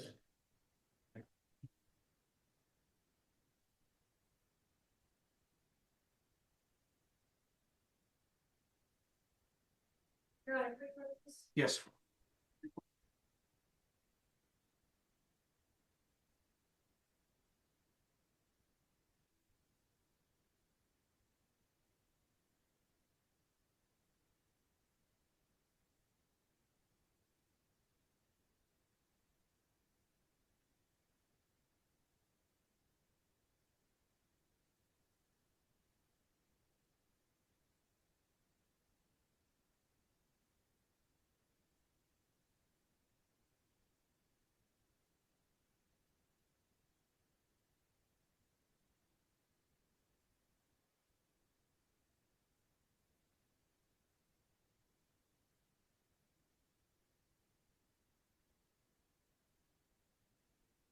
Okay, members of the jury, we'll stop and take the lunch break now.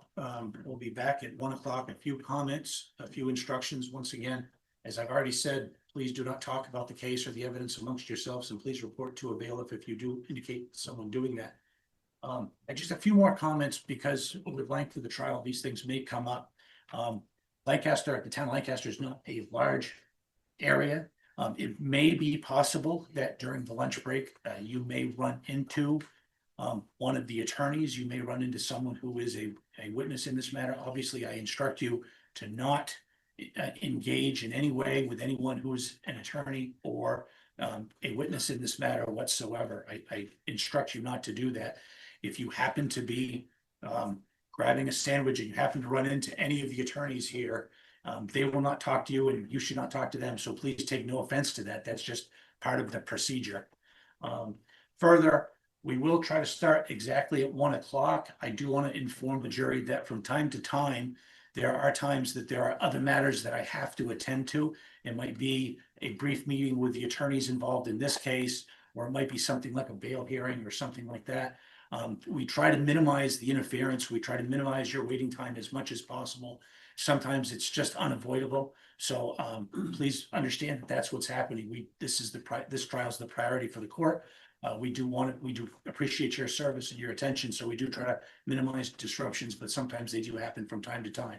So we will try to minimize that to the extent possible. And again, please review nothing relative to any media reports about this. Please go so far as to try to avoid even accidentally or inadvertently coming in contact with any of that information. And again, please don't transmit anything by your social media as to what is happening as part of the trial.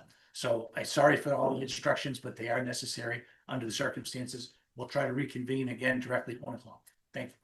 All right.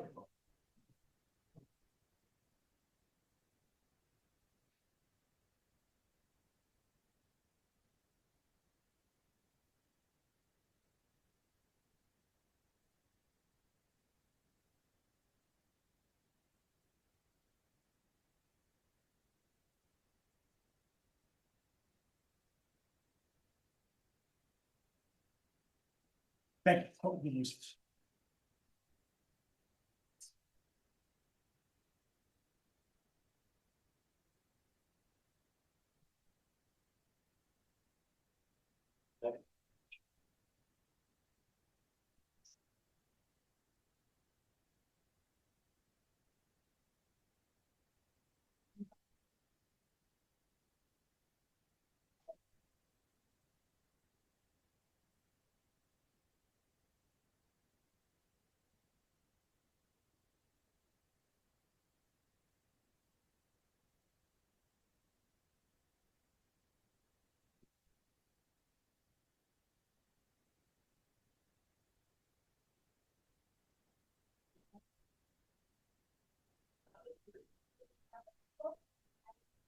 That's I.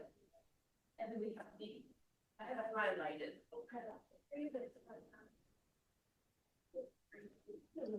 That's 6.68. You know what, yeah, it was. Hold on, I still have stash.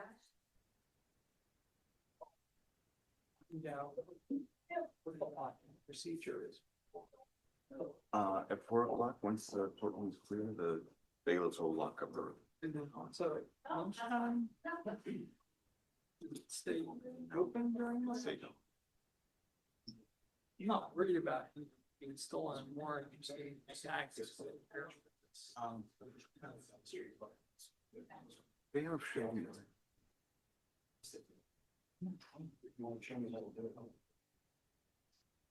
Oh, okay. Well, guys, do you need anything from me? $1,000,000. I got you. All right, it's in the car. Good seeing you again, man. Good seeing you. And Joel, I will see you around. If you need anything, please. I'll just go outside, grab lunch. Okay. And, let's see, I will see if the bailiff doesn't, I'll ask let them lock me up for lunch. I'm pretty sure they don't. But I'm actually fine if they don't, so. okay. Because nobody's gonna do this stuff, I don't sure.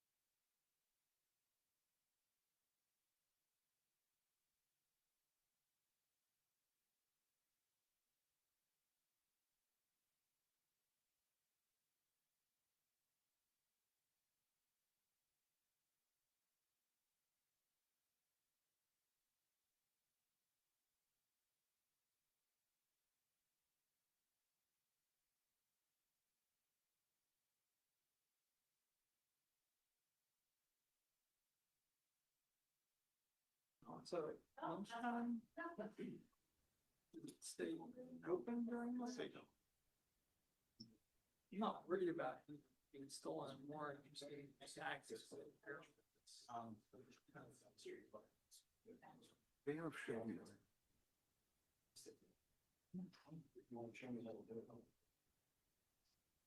Oh, okay. Well, guys, do you need anything from me?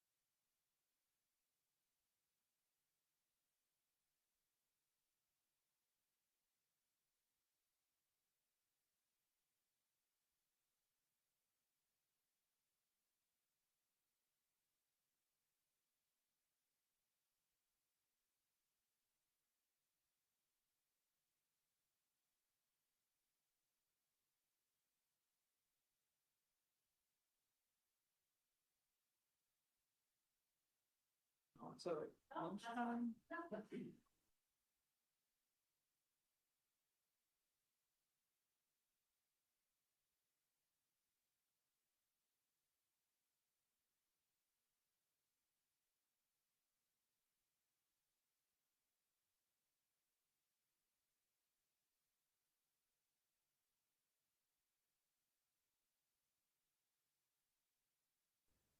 Stay open during lunch.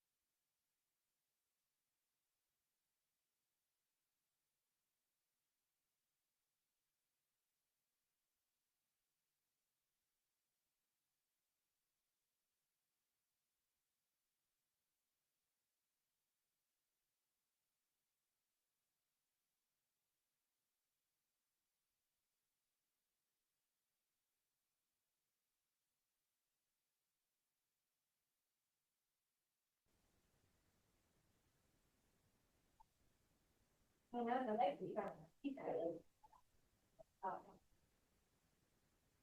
Oh, no.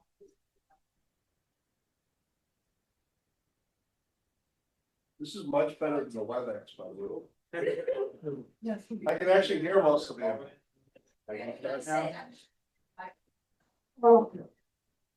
Just. I can hear the judge. Trying to streamline, I sit up here a little bit.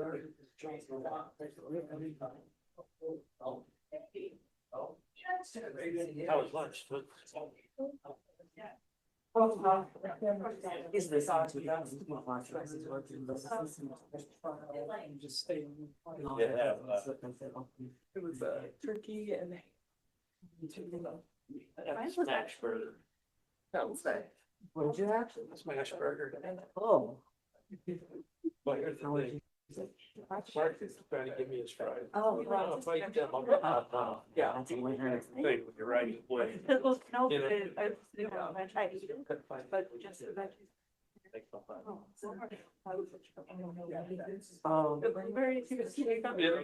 I know. I like it. I like it out there first. Yeah.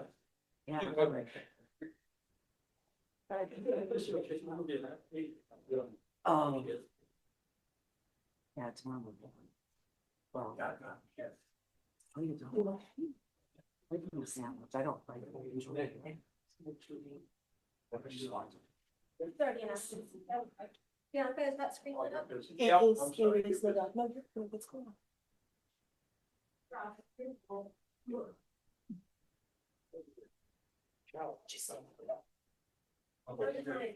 Oh, my son.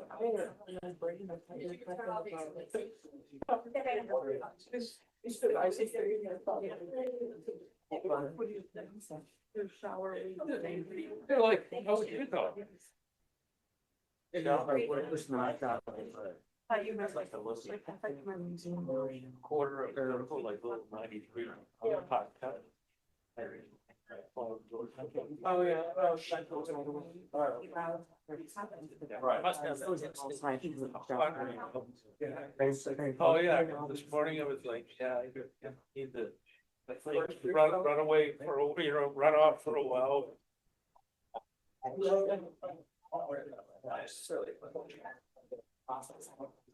Almost sort of excited this was closed. I was very for some time to. He's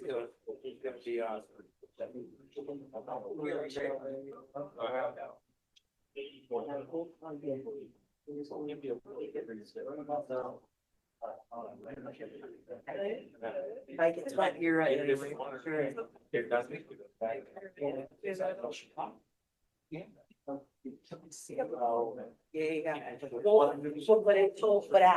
Yeah, we laugh.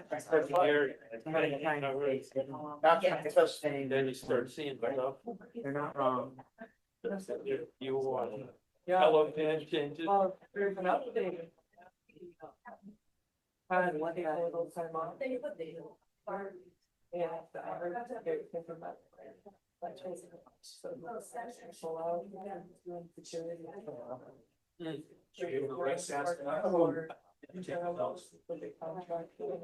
That's good. Got a question right now.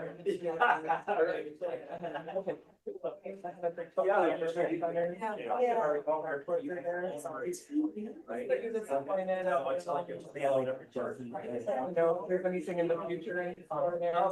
Yeah. Well, he will. Yeah. I don't know that either.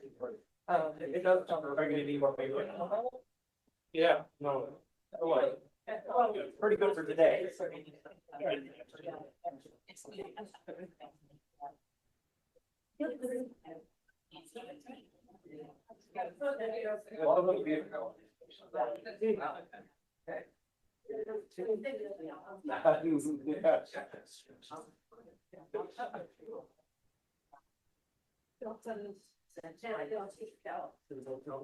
That's 70.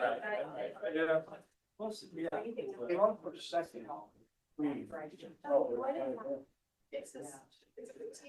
Job security. Didn't eat something? hearing, but I don't know. It is the big TV. Something's interfering. I don't know what's causing. Whatever. I didn't hear my phone. Oh. It's like it's having,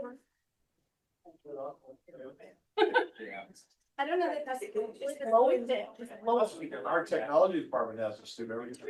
Turn it on. Yeah. But I I don't know what, nothing's different. Nothing in my bag that would be, there's nothing in my bag to cause it but paper. My teacher, yeah, didn't stop those companies doing their. Everything's closed. Oh, wait, let's see what happens. Nope.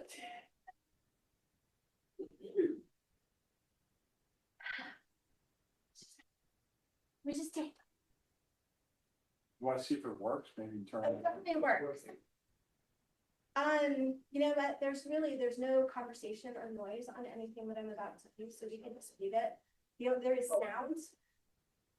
See if muting it does it.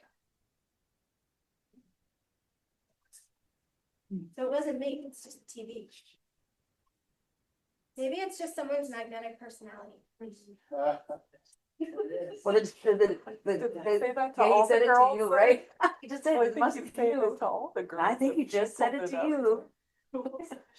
The guard downstairs. Said it to Set it her. off and then he warned me about the package, and it must be a magnetic. Yeah.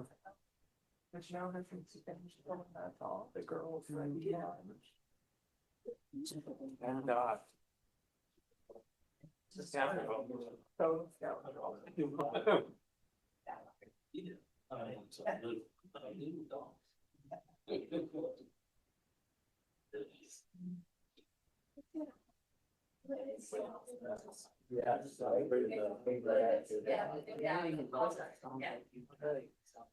I know. It's quiet.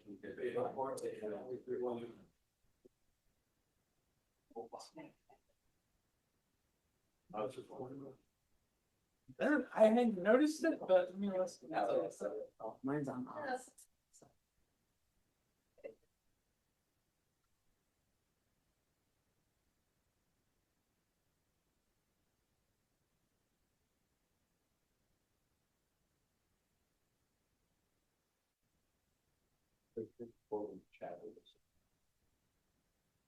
Thank you. yeah. All that.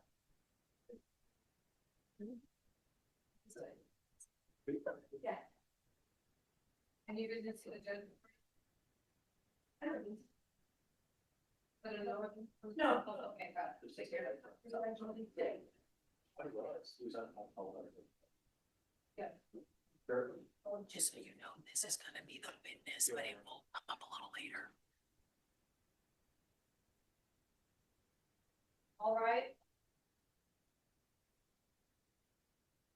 You know, please remain seated for the jury.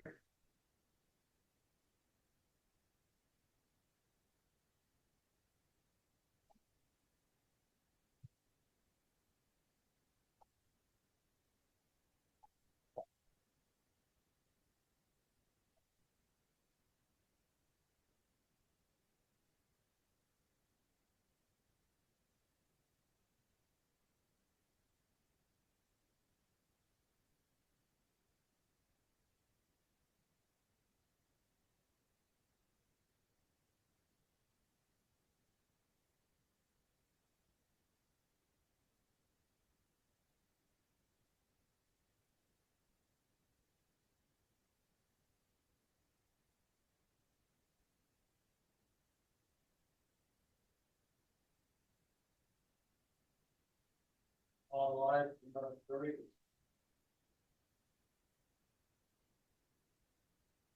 We're calling a superior court to no objection.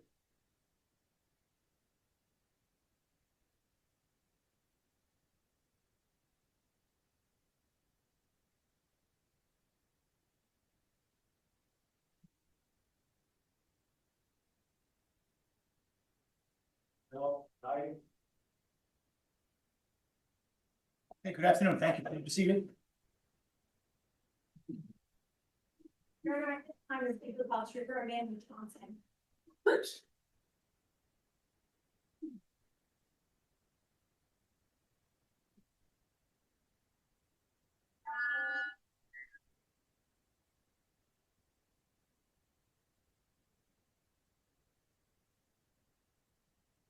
Trooper Johnson, if you could remain standing and raise your right hand, thank you. Do you swear today that the testimony you're about to give is the truth under penalties of perjury? Yes, I do. Thank you. You may be seated.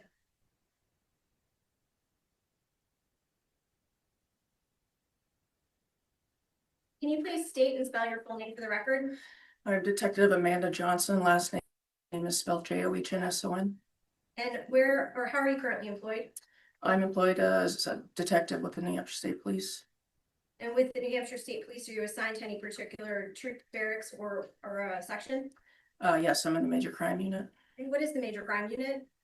Our primary job is to investigate homicides. We handle all officer-involved shootings throughout the state, as well as conflict cases that may arise that other agencies can't investigate. So if there's a problem with the agency investigating, say, one of their own, you would maybe take that case? Yes. Okay. So in this instance, as a person in the major crime unit, what is your role specifically inside of investigations? I primarily do crime scene investigation. What does that mean? I respond to the crime scenes and process them for evidence. And do you have any kind of specialized training that allows you to do this type of job? I attended the National Forensics Academy back in 2023, 10-week program investigating or helping to investigate forensics and things of that nature. And how long have you been working with the New Hampshire State Police? I just started my 18th year this past August. And for how long have you been specifically working on crime scene investigation? I've been in the major crime unit since 2019. Now, I want to draw your attention to February the 29th of 2024. Did there come a time that you became involved in an investigation into a homicide by shooting that had occurred at 1063 or 1063 Main Street in Berlin, New Hampshire? Yes, I did. I believe that was an early morning call out. Do you recall what time of day you received the call? I think it was around 1 o'clock in the morning. When you say you received the call, were you working at the time? No, I was off duty sleeping. Can you describe for us how that call occurred? I was called by Lieutenant Johnson and advised that they had a homicide in the town of Berlin. He requested that I respond to the scene with the crime truck. And when you say, were you assigned to a specific role for that crime scene? That particular call, I was the officer in charge as well as the evidence technician, and I believe I took video that day. Okay, when you say you were the officer in charge, that sounds fancy. What does that mean? It's just more paperwork. Basically, I delve out. We all kind of split the tasks, the required tasks. And at the end, it's just I'm compiling all of the reports basically into one report. And you said that you were asked to respond out with the crime scene truck. Yes. Can you explain to us what that is? We have 2 crime scene trucks. They're basically mobile offices that hold our supplies and equipment. And when you received that call to respond out to Berlin, what information was provided to you about what you were walking into? I knew that the suspect was at large, and they were primarily focusing on locating him as well as children. Was that part of your responsibility with respect to this case? No, I brought the truck to the scene where I stayed for a while they finished investigative aspects of the case and finally did receive a court-authorized search warrant. So you spent some time waiting while other steps were taken before you were able to get into the house? Yes. Now, I want to talk to you a little bit about your crime scene work. When you talk about working on a crime scene, can you describe for us sort of the methods or the steps that you use when you're documenting crime scenes? Yes, like I said, we have various tasks that we have to complete there. We use a 3D scanner called a Faro that Faros the scene in 3D. One of us takes a GoPro video and walks around the crime scene with the video. One person's assigned to photographs. Another person's assigned to cataloging and documenting evidence that we collect. And it's, when we finally get in there, it's slow going because we essentially process the scene in layers. You know, we take what's visible without disturbing anything, and then we start, you know, peeling back the layers and documenting it as we go. So when you initially arrive at a scene, you take it as it is, correct? Yes, You take photographs and videos of that? correct. Okay, and then you said you started removing a layer. Yes. And when you remove each layer, what, if anything, do you do in terms of documentation? So we photograph along as we search, when we move things and when we, you know, search through things like, for instance, if you opened a drawer, we would take a photo and search the contents of the drawer and then take another photo. So just things are done in layers. So when you take photographs, are you just taking a photograph sort of the overall space, or are there different layers even of the photographs that you take? Yeah, so overalls, you know, far away and then mid-range and then close up is typically how we do the photographs. Are photographs taken in terms of when you arrive at a scene that has a person or a victim inside of it? Do you take photographs with the victim there as well as with them removed from the scene? Yes, we take photographs as we come to the scene, and how we find the scene and the body. You indicated that some troopers or officers are tasked with locating evidence. Are photographs taken of that evidence as well? Yes, we work as a team. We decide what we're going to collect, and as we go, we photograph and document what we're collecting. Why so many photographs? You can never take too many photographs. I've only experienced situations where you wish you would have taken more, so I tell everyone to, you know, take as many as you think you should and then go further and take more. Do you document every scene that you respond to in the same manner? Yes. Was the crime scene at 1063 Main Street documented in this way by video, photograph, and Faro? Yes. Were photographs taken with Ms. Naffziger's body present? Yes. And were photographs taken when her body was removed? Yes. Now, I want to show you and place up on the screen State's Exhibit 3A, which is in evidence. Would help if I turn on this light. And I may need to ask you to step down if you're unable to see it, and I do apologize because you may spend quite some time getting out of your red screen. If that's all right with the board.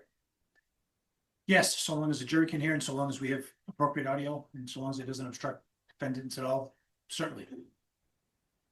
If I can ask you to step down, it might be easier to stand closely to Mr. Piper. And Commissioner. Please. Just in case.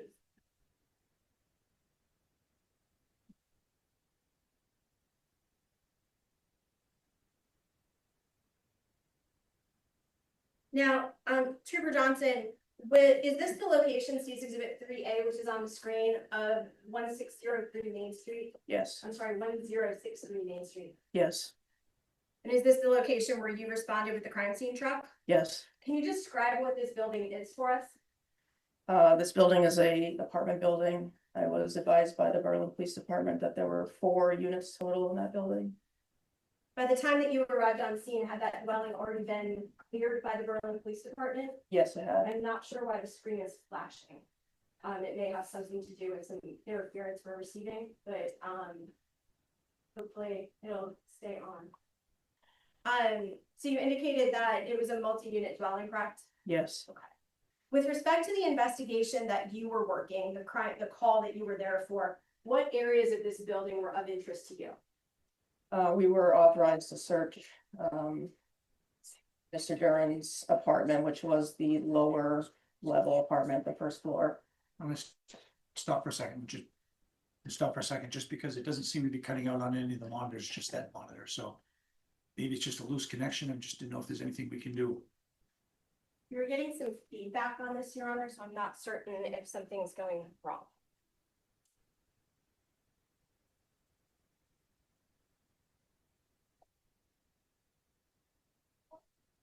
take my life in my hands and convict it.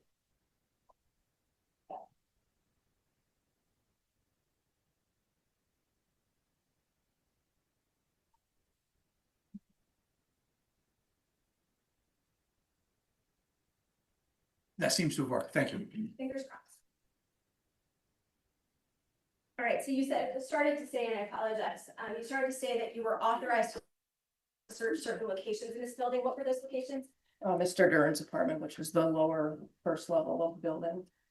Did you also conduct any searches in the garage bay? Yes, we did.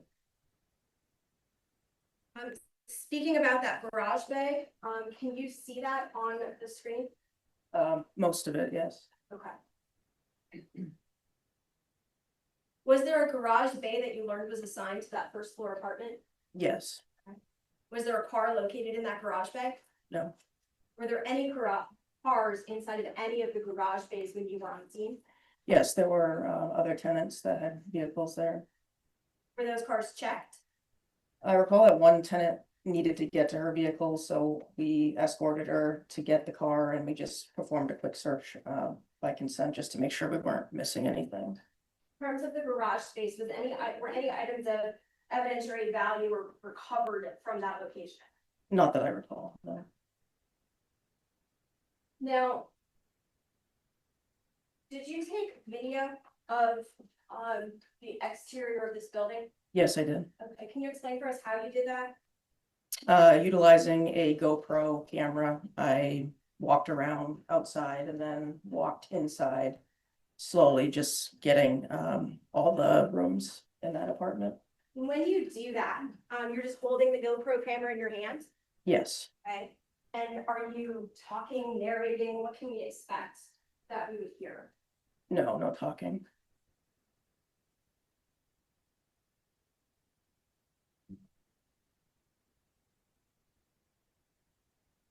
Now, prior to this hearing, did you review, I should have actually stayed over with you. Did you review some exhibits prior to being into testimony? Yes, I did. Okay. Did you take a look at State's Exhibit 7A? Yes, I did. Is that a video clip that you took of the exterior of the building? Yes. Did you also review State's Exhibit 7B? Yes. Is that a clip of the video that you took from the interior of the building? Yes. At this time, the state would ask to have the ID struck. No objection. The ID, excuse me, the ID may be stricken with respect to exhibits 7A and 7B, and they may be considered as full exhibits. Now, I'm gonna move off of State's Exhibit 3A. On the screen now should be State's Exhibit 7A. Is that fair to say? Yes. Okay. Permission to publish State 7A. Yes.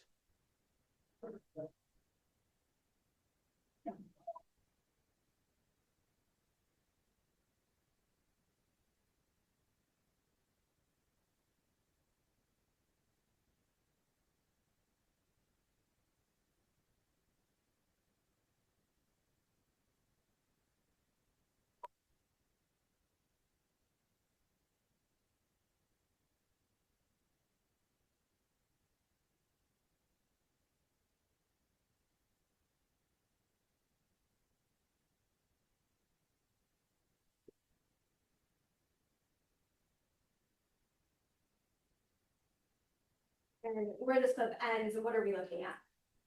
That is the door, the entryway to a common area for the apartments. The white door. And it goes into all of the apartments in this building, is that correct? Yes. Is there another entrance that just goes to apartment on the first floor? Yes. Where is that located? Around the front of the house by the street.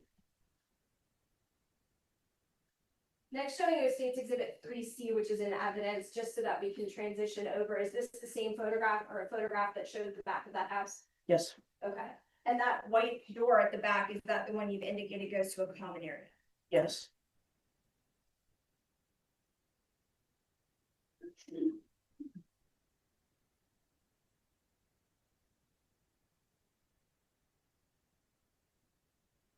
Now, for the ease of this, Trooper Johnson, I could ask you to step over towards me just really quickly.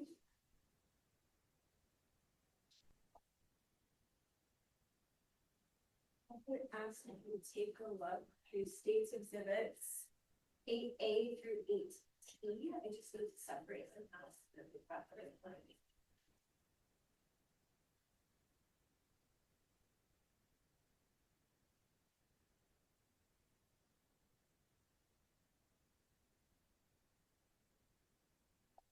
How do you flip through these photographs for me?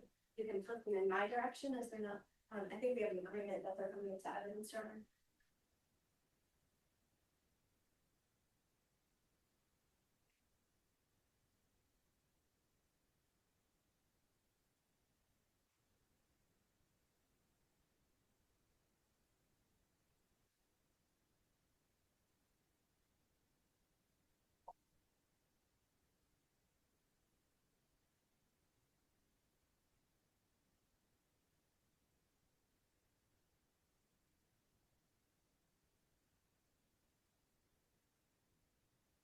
As you're doing this, Trooper Johnson, do you recognize what you're looking at? Yes. Can you tell us what they are? Photographs of the apartment as well as the evidence that we collected.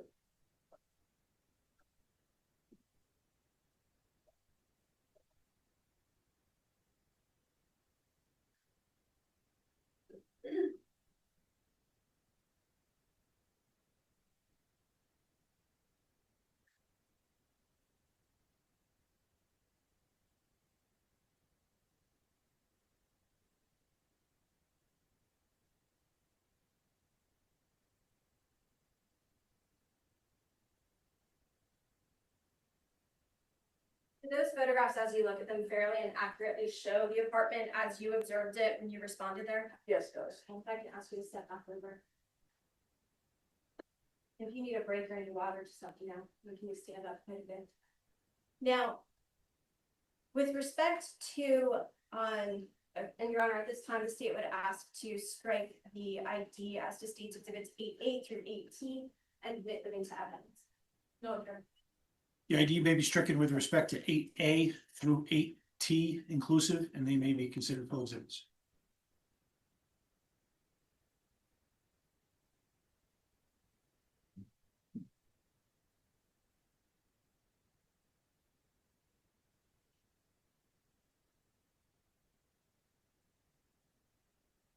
I'm just showing you States Exhibit 8A. This is a close-up of the roof door and hence 1063 Main Street that we've just seen. Yes, And in this image, the door is ajar. yes, Okay, was it open like that when you responded? yes. Where does this door lead again? To a small common area utilized by all the tenants to access their apartments. Moving into States Exhibit 8B, what are we looking at here? That straight ahead door is where the scene was. And the straight ahead door is the door to where? Duren's apartment, Okay, so the defendant's Duren's apartment? yes. You can go ahead and have a seat. I'm gonna give you a break for this a second.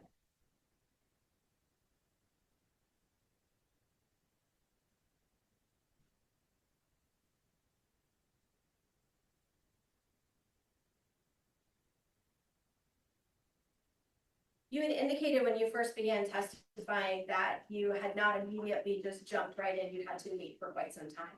Correct. And why were you waiting? Like I said, we were waiting for the investigators to try to figure out where the suspect was and locate the children. And then that shifted gears to writing a search warrant for the apartment. Okay. Were you also waiting for somebody from the medical examiner's office? Yes, Did someone from the medical examiner's office arrive on scene? yes. What, if anything, occurred once that happened? When the medical examiner arrived on scene, she, under her authority, we went to the apartment to examine the body that was located in the living room.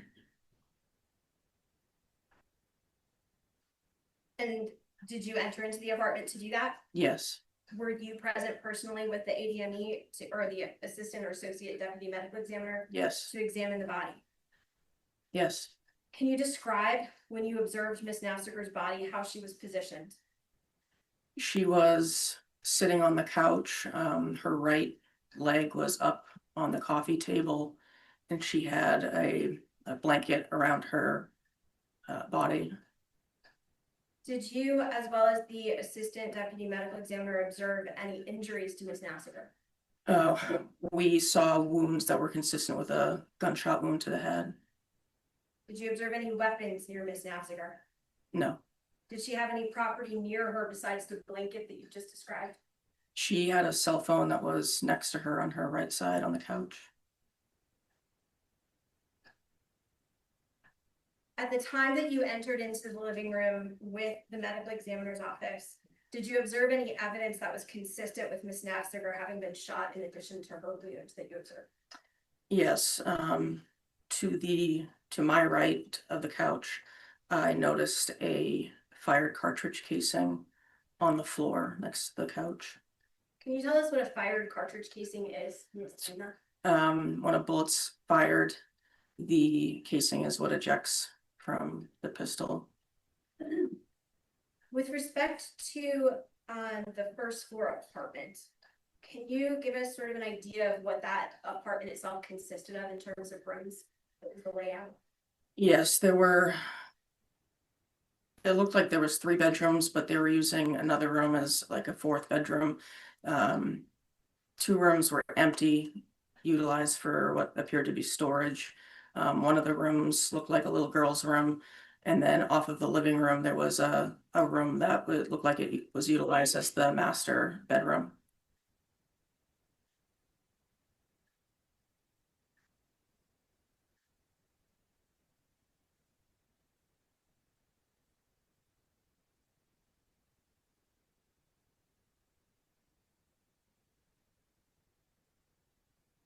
Any states exhibit 22 directly as that?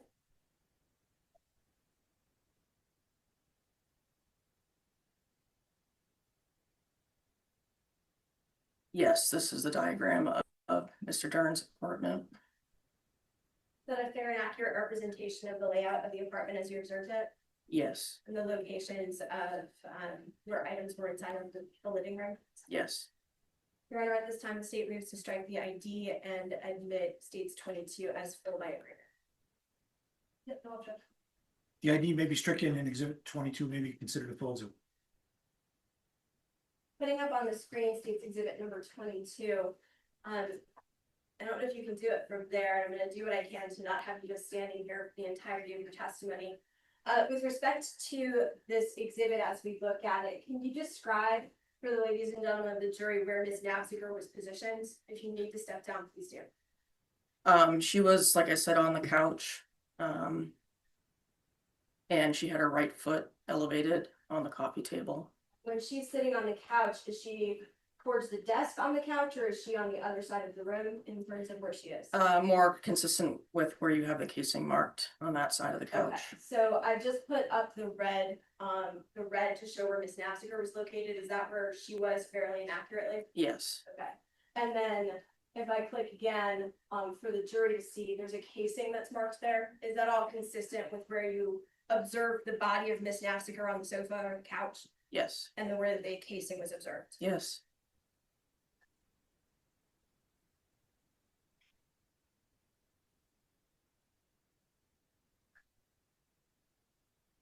After the assistant medical examiner examined the body of Miss Naffziger, what if anything occurred? I believe that we left the body there so that we could farrow with the body in place, just because if I come to a scene and the body has not moved by first responders and it's located in the original spot, I like to document and preserve that. So I believe we farrowed that room and then we removed the body. Farrow, did you also take photographs? Yes, And then the body was removed. yes, And was the scene still secured at that point pending the search warrant? yes. The Berlin Police Department provided scene security that day. What does it mean to provide or scene security or to secure a scene? Usually we corded off with crime scene tape, and we'll have at least 1 or 2 cruisers standing by and making sure that no one unauthorized enters through the crime scene. In fact, prior to having a search warrant, does anyone enter into it except to deal with the body? No, just with the medical examiner. Later that afternoon, around 1:40 p.m., did you receive authorization through a search and seizure warrant to enter into the home to conduct your examination of the scene? Yes, And at that point, is that when you started the process that you described to us before about photographing in layers? Yes.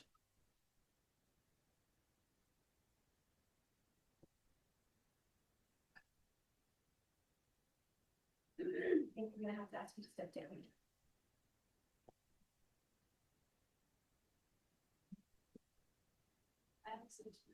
Absolutely.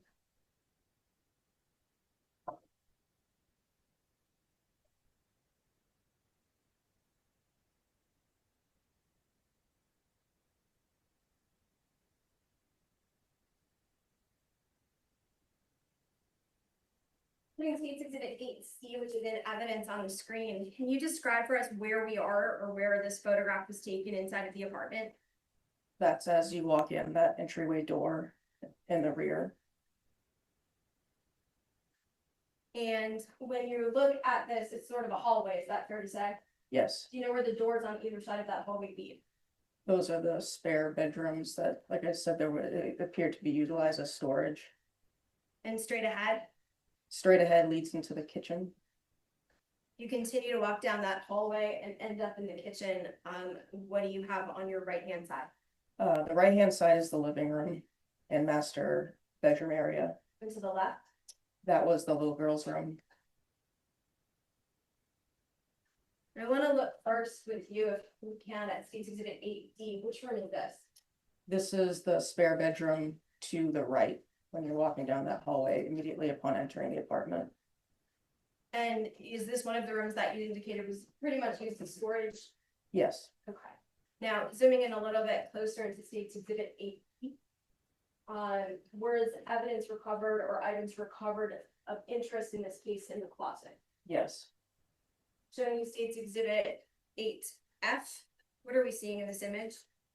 ALJ2 looks like a box of ammunition, and ALJ3 looks like a holster, a gun holster. Can you explain for us, so you're reading the yellow markers, is that fair to say? Yes. What do those yellow markers signify? It's just how we document evidence that we're taking. Whoever's the evidence technician that day, we utilize our initials. I'm Amanda Lee Johnson, so ALJ, and as we go, we assign each piece of evidence a number. Do the numbers have any meaning about importance or anything like that? No, And what do the numbers stand for? it's just the number of the next item. So from there, the next item would be 4. I want to go ahead and take a look with you at the items that you're looking at on that top shelf and the items that were marked. Looking first at State's Exhibits 8G and 8H together on this slide. What is ALJ2 that you have marked? A box of ammunition. Looking next at State's Exhibit 8I, which is in evidence, and your marker is, I believe, ALJ3. What are we looking at? That's a shoulder holster with a magazine pouch. When you say a magazine pouch, can you explain that for us? You would put the magazines from a pistol in the pouch. Next, looking on one side at State's Exhibits 8J and 8K. What are we looking at in terms of ALJ3A? So that's one of the magazines that was in the pouch, and that was the contents in the magazine, the ammunition. So it was a loaded magazine. Yes. With respect to State's Exhibits 8L and 8M together on this slide, ALJ3B, what are we looking at? That was the other magazine in the pouch. And so both 3A and 3B came from the holster that was recovered. Correct. And with respect to this, was this also a loaded magazine? Yes, with those bullets in it. Were you able to determine the type of ammunition that this was? Yes, I believe they're all 9mm.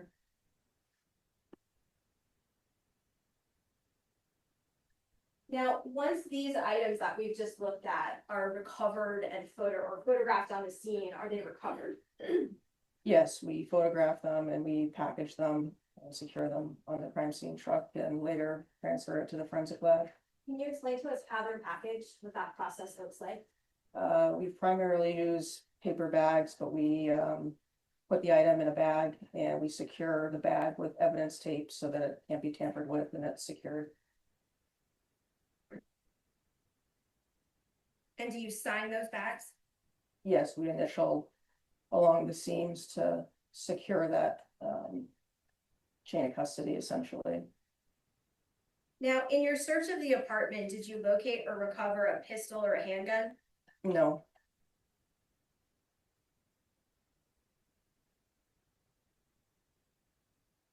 Showing you next to exhibit 8N coming back into the hallway of the apartment, can you kind of orient us back to where we are? yes, you're standing in the hallway and door to the left was the other room, spare room that was utilized for storage. With respect to the bedroom, which is the storage room, the first open door to the left in this photograph, was anything of evidentiary value marked and collected from there? I don't recall from that room, no. How about in the bathroom, the second open door on the left of the photo, was there anything of evidentiary value marked or recovered? Not that I recall. Now I want to move further into the apartment, states exhibit 8O. Can you orient us sort of here, and I know you've described sort of to the right and the left of the kitchen, can you just let us know where we're looking here? Yes, so the opening to the right is towards the living room, and then the left side by the cabinet, there's a door here that belongs to the little girl bedroom, belonging to the little girl. And the kitchen also continues off to the right, is that, or the left, I'm sorry, is that fair to say? Yes, Showing you states exhibit 8P. What are we looking at here? that's just the other side of the kitchen. Did you search the trash can that's over there? Yes, Why? we conduct a complete search. We process the scene to include trash cans. Was it when anything recovered from the trash can? Yeah, I believe we recovered a receipt from the trash. Showing you states exhibit 8Q. Is that the receipt that you're discussing or saying that you recovered? Yes, Moving on to states exhibit 8R. With respect to this item, is that the receipt from the trash can? yes, it is. I want to ask you if you can read for us the highlighted portions of that.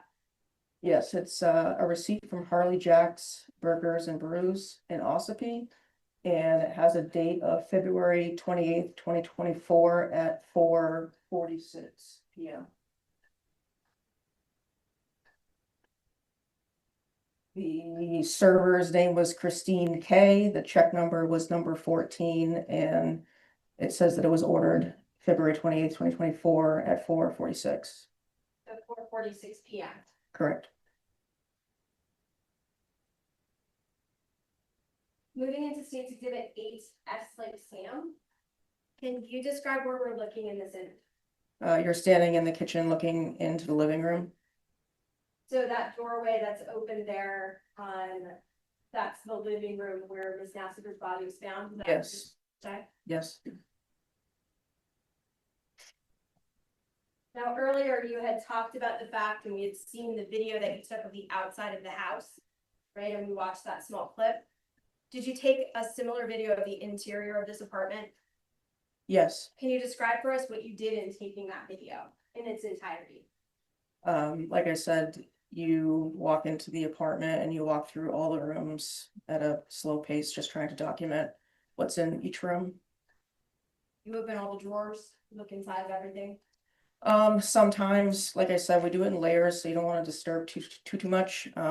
Normally when we first get there, we want to document the scene as it is without manipulating it.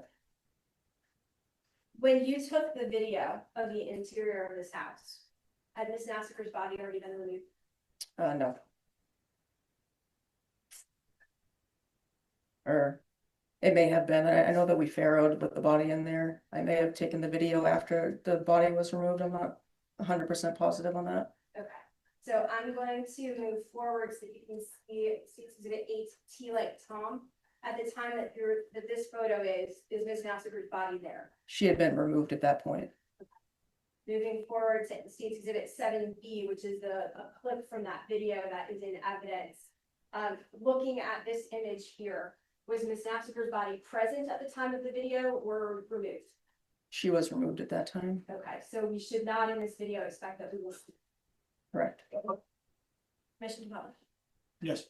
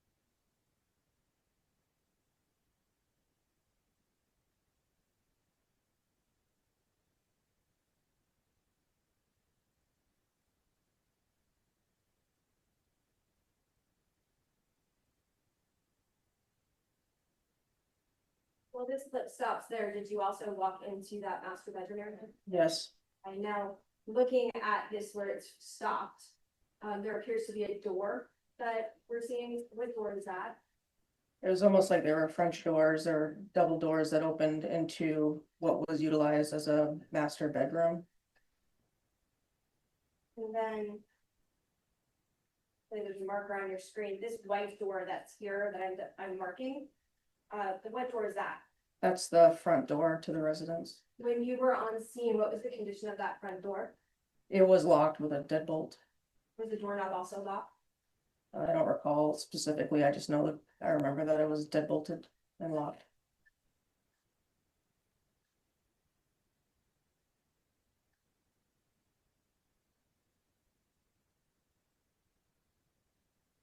For Johnson, I'm gonna show you two images, this is 7C and 7D. This fairly accurately shows still images from the video you just watched. Yes. Your Honor, at this time, the state moves to strike the IDS to states exhibit 7C and D and admit to this full. No objection. The ID may be stricken and the exhibit 7C and exhibit 7D shall be considered as full exhibits.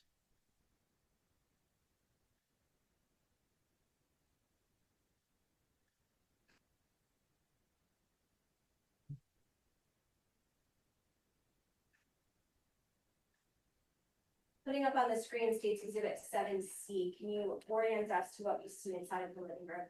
Yeah, so you're standing in the master bedroom and you're looking through the doors into the living room.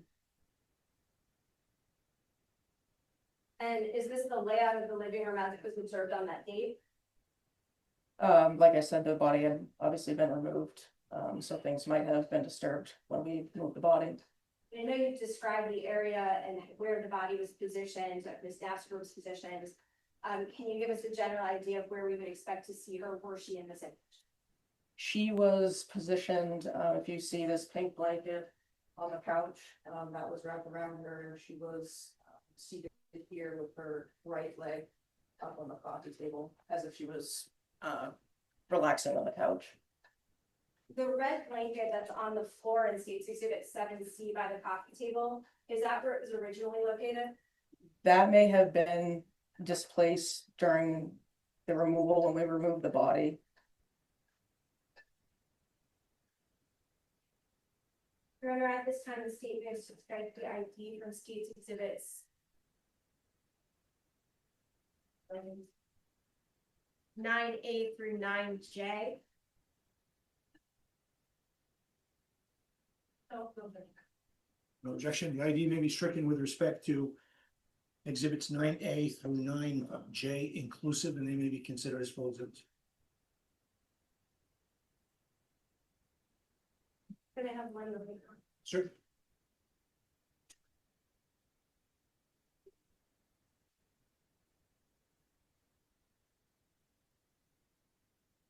Here, Johnson, facing onto the screen, states exhibit, well, actually, let me ask you a few questions first.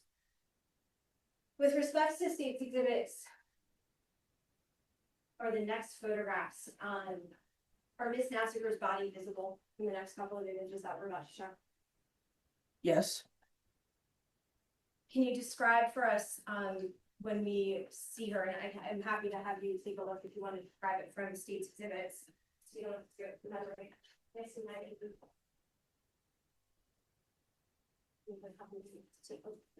Yes, you just to direct them. Yep. Can you describe for us what we should expect to see? yes, you can see the victim on the couch with the pink blanket on her. That red blanket that is on the floor in 7C, it was in fact, to her left with her left arm resting on it. And her right leg is elevated and resting on the coffee table. Missing onto the screen streets to the 9A. Does this image represent the positioning of Miss Naffziger as she was when the body was located? Yes, that's the original location that we found her in. You've already described that the blanket, that the pink blanket is over her shoulder. She has another blanket next to her and her foot on the coffee table. Yes, and a purple pillow behind it. From what you observed, is Miss Naffziger wearing any shoes on? No, Were any shoes for an adult located near her in the living room? I believe they were just children's slippers and children's shoes. You had described a cell phone wallet case. Can you point that out to us? Yes. Behind that cell phone wallet case, what's that on the couch? A pair of eyeglasses. Now, behind Miss Naffziger, almost at, I would say, the center of the photograph, there appears to be a white mark on the shelf of that built-in bookshelf. Can you describe for us what that white mark is? Let me just picture I'm pointing at the right thing, this mark right here. That's a built-in wooden shelf, and we located what appeared to be consistent with a defect from. And when you say a defect, what do you mean? That's just the terminology that we use for lack of better terms, entryway of a bullet. And moving closer, and States Exhibit 9B. We also have the imagery of Miss Naffziger on the scene. From this angle, can you still see where that bullet defect is? Yes, it's right here.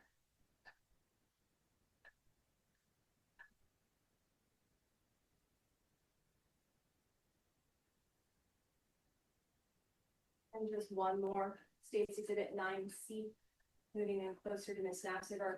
Can you please describe for us what we see here? What is consistent with a gunshot wound to the head.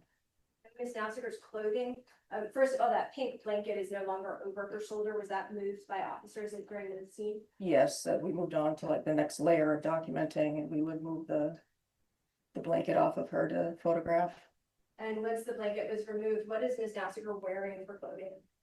She looks like she has a black sweater on, a purple shirt, and it looks like a scarf around her neck.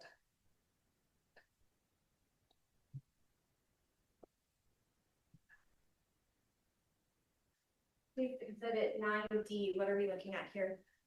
That's a photo of the couch after we removed the body of the victim. Now, with respect to the glasses that were on the couch, what happened to those? Okay, no. I believe that we collected those as evidence. Would they have been transported with the body? I can't recall specifically if we made them a separate exhibit or put the glasses in the bag with the body. I can't recall specifically, but I know we collected them.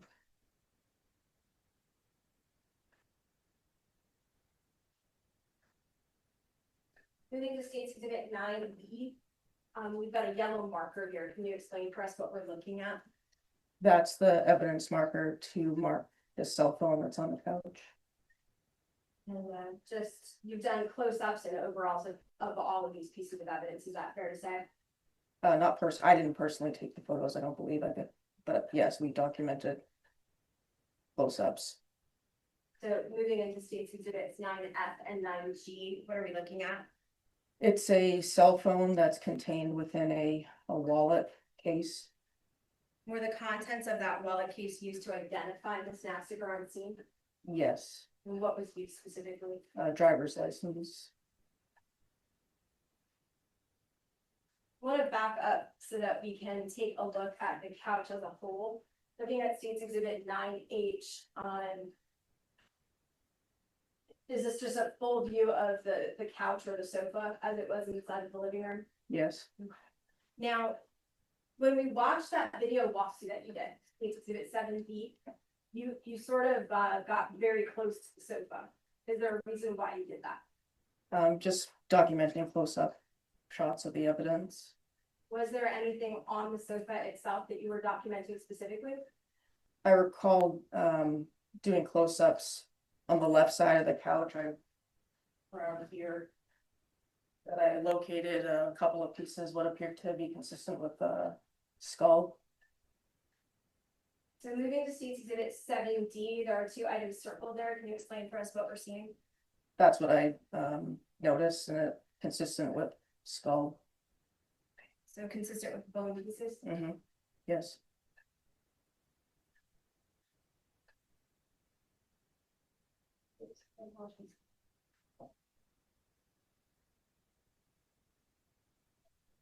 Looking at State's Exhibit 9, we're back on I.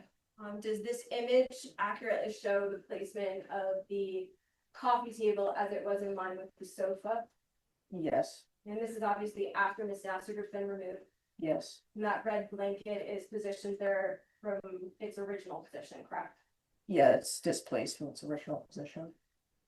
Now, you had discussed that when you looked at this living room, when you entered into it initially, and then when you were conducting your search for evidence, that you had observed casing inside of this location. Yes. Can you orient us to where we would be looking if we wanted to find where that casing was? Yes, the casing was behind this chair on the floor, so that's the right side of the couch.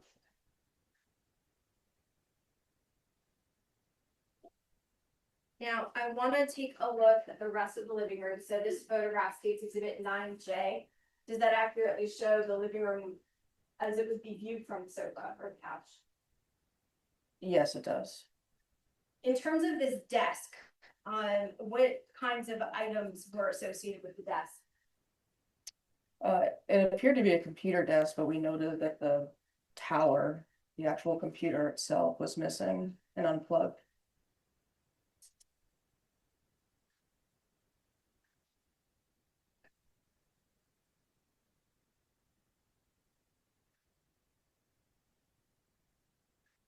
At this time, the state would move to strike the ID from State's Exhibits 10A through 10B and have them admitted as evidence. The ID may be stricken with respect to 10A through 10D inclusive, and they shall be considered as full exhibits.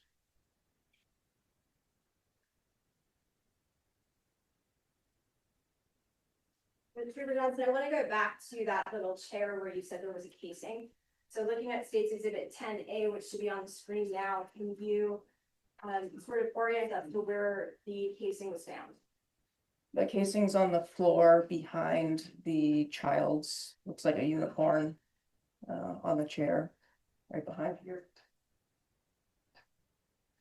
And if I look at this image, there's a door frame that's right here where I'm illuminating in the corner of the photo. Where does that door go? That goes to the kitchen.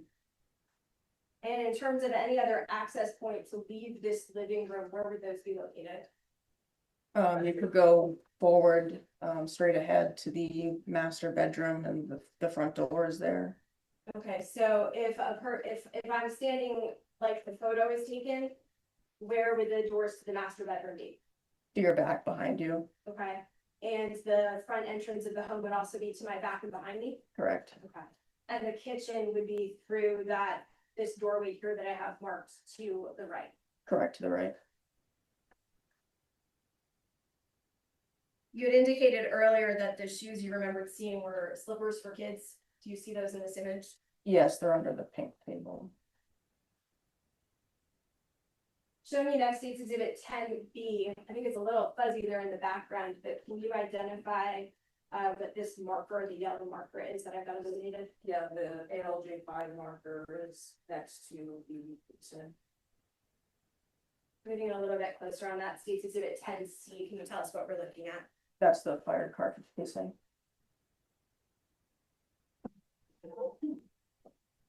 And state's exhibit 10D. That's the casing just flipped over to read the head stamp. What's a head stamp? The writing on the back of the casing. What does that tell you? It usually tells you a brand and caliber. Were you able to determine the brand or the caliber from this? It was a 9mm and I believe it says S&B on the casing. Is that consistent with other ammunition that was found inside of the house? Yes.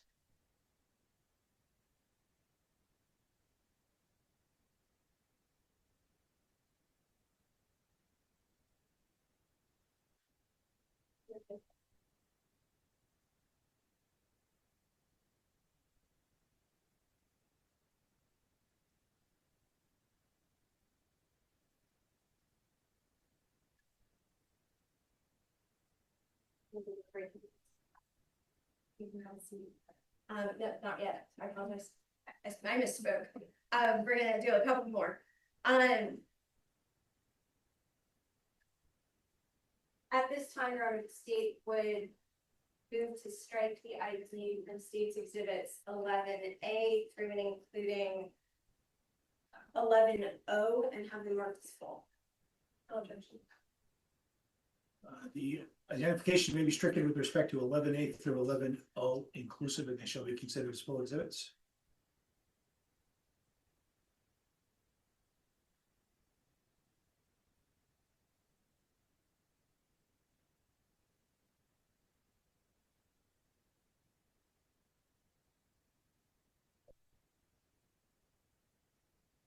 Now, after the casing was recovered, you had started to indicate about that bullet defect that was in the built-in bookshelf. Yes. With respect to that bullet defect, was a bullet eventually recovered? Yes, we recovered a projectile. So a projectile, not a bullet. I apologize. It's okay, same thing. Can you explain the difference? It's just a technical term for it that we utilize. I want to go ahead and move into state's exhibits 11A and 11B here. Can you describe for us, so 11A, fair to say, is the sofa as it was after Ms. Naffziger, as well as all the blankets and everything else were removed? Correct, yes. With respect to state's exhibit 11B, can you explain to us what that yellow marker is for? I'd have to look at my actual evidence report. I'm not sure if that is a swab or if it's a piece of skull or hair. I'd have to refresh my memory with the DSSP 20.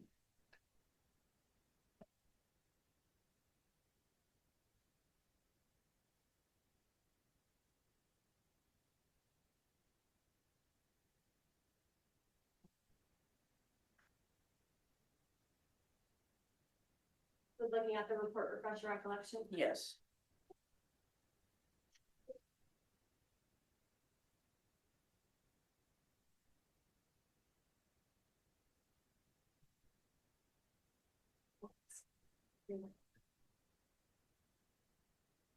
Showing you, Trooper Johnson, what I've marked for identification purposes only at state's exhibit number 30.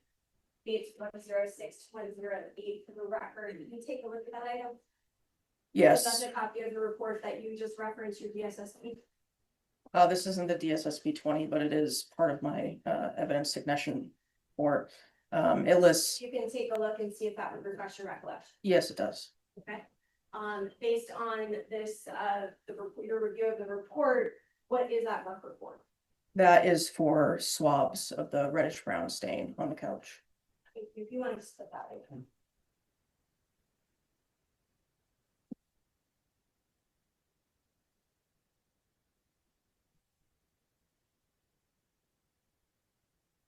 Moving next to State's Exhibit 11C, can you describe to us, and specifically, I want to ask you about this area of the sofa, and I'm not sure now my device is in.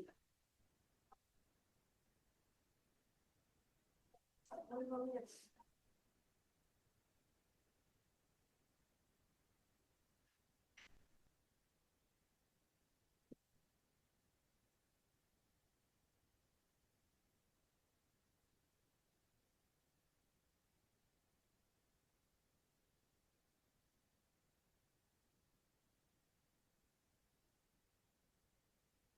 So looking at State's Exhibit 11C, specifically, I want to draw your attention to that white mark, the damage to the drawer. You've described that as a bullet entry.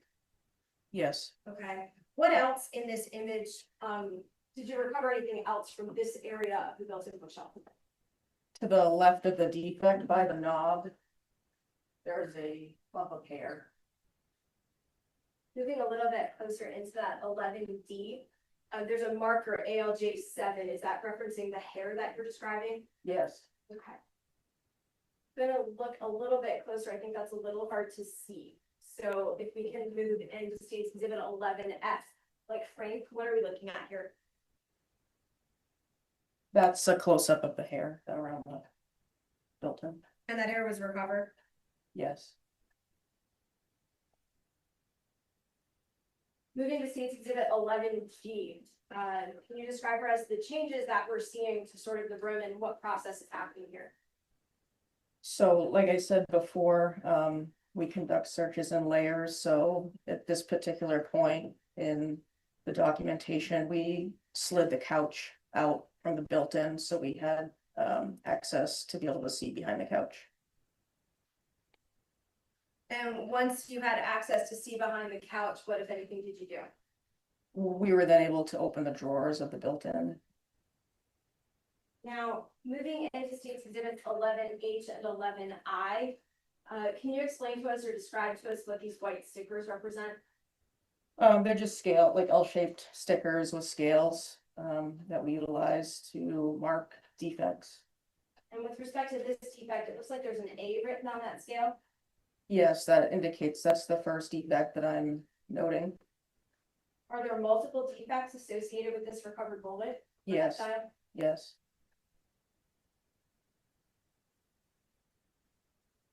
Moving to State's Exhibit 11J, what do we see here? That's just the first drawer. Pulled out a photo of it. And that's the drawer that the first defect was in. Correct, defect A. Was the bullet recovered from this top drawer? No, Where was it recovered? I believe it was the third drawer down. So were there additional defects that you were able to identify and mark? Yes.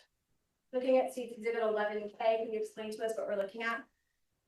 Yes, so that's a photo of inside the drawer. So A1 would be the exit from the front of the drawer, and then 2A is a re-entry of the bullet as its flight path continues. And then using this next one, State's Exhibit 11L, what is this? That is another defect. A3. So A3 is a third bullet defect associated with the same bullet or projectile? Or, Yes. and where in relation to the first drawer, if you know, is A3? I'm not actually sure based on this photo, if this is the second, it should be the second drawer, but I'm not positive, which is this photo. The bullet was, or the projectile, I apologize, was recovered in the third drawer down. As I recall, yes.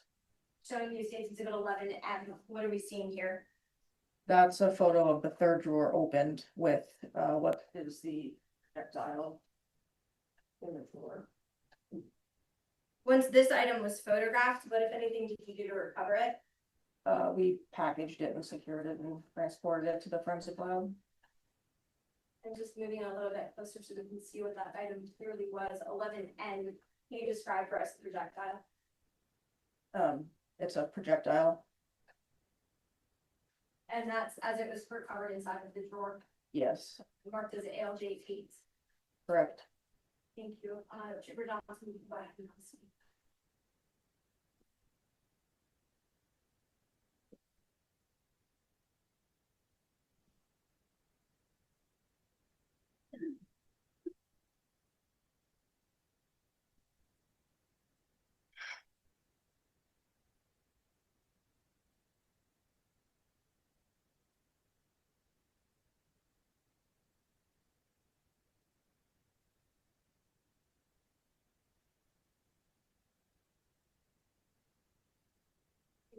Go ahead and give you a minute. I had to stay okay. for a little while. Getting a little raspy. All right. Chipper Johnson, you had indicated that, I'll try to do that from over here. You had indicated that you had recovered the casing and recovered the projectile. Is that correct? Correct. Okay. And can you describe for us the process of that recovery? We photograph it and collect it and put it in the appropriate evidence receptacle, I guess, based on size and what it is. And I'm gonna ask you, I've provided some gloves in case you can leave them. But I'm gonna ask you to take a look at what I had marked for identification purposes as State's Exhibit 28. Can you take a look at that item and let me know if you know what it is? I believe that this belongs to the casing. Okay, does that have a number on it consistent with the recovered item number? I'd have to look at my report, but it says ALJ 5 on it.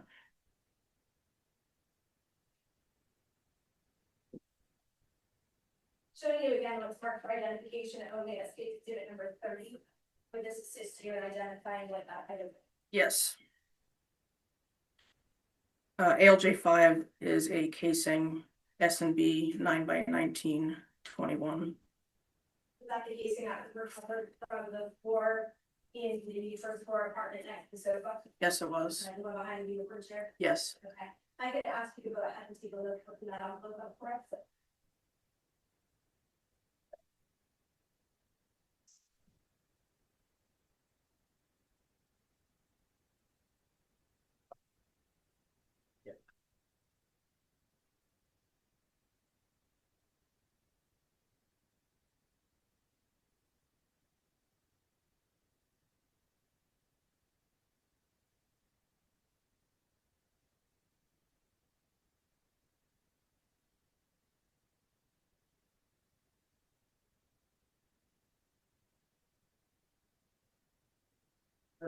Casing.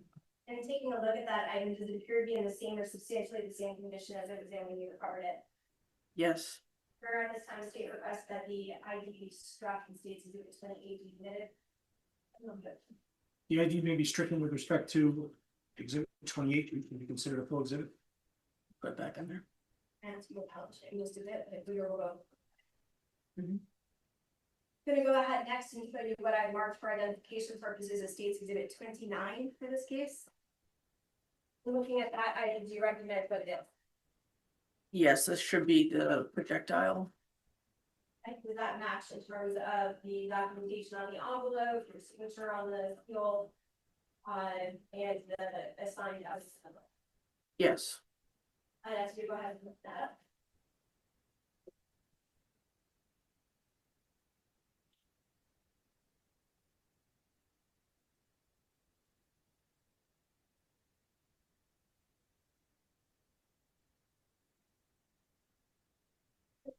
The item that's inside that container. Yes, I can. Okay, in looking at it, is that, what is it?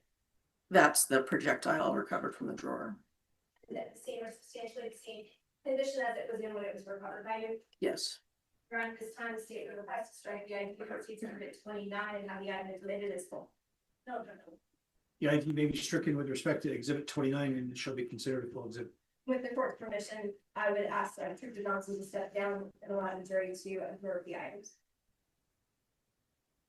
Certainly.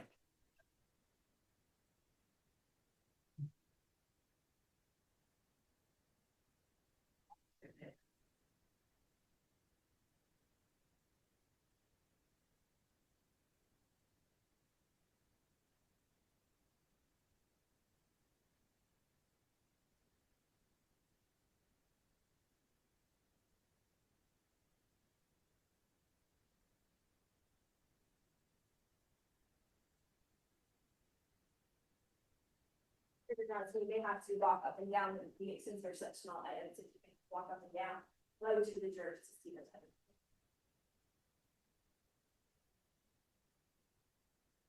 This is ALJ5. So you send that as a cover.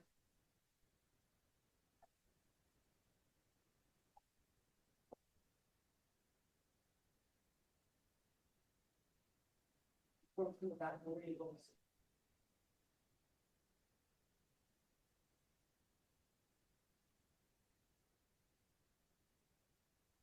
I apologize.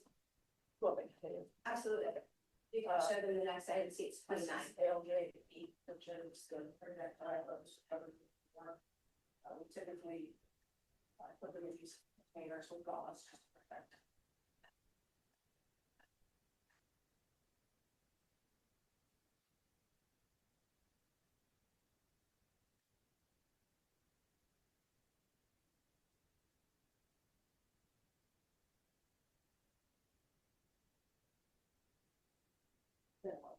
After all the post.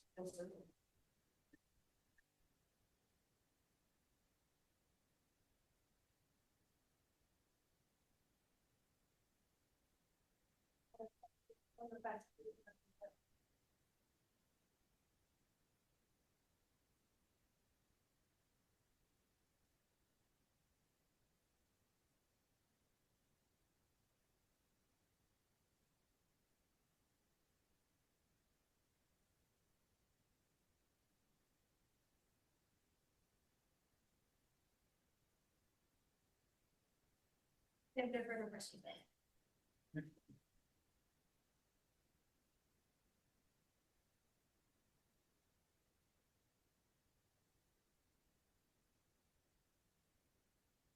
Attorney Kenny? Attorney Kenny? Attorney Kenny? Approach.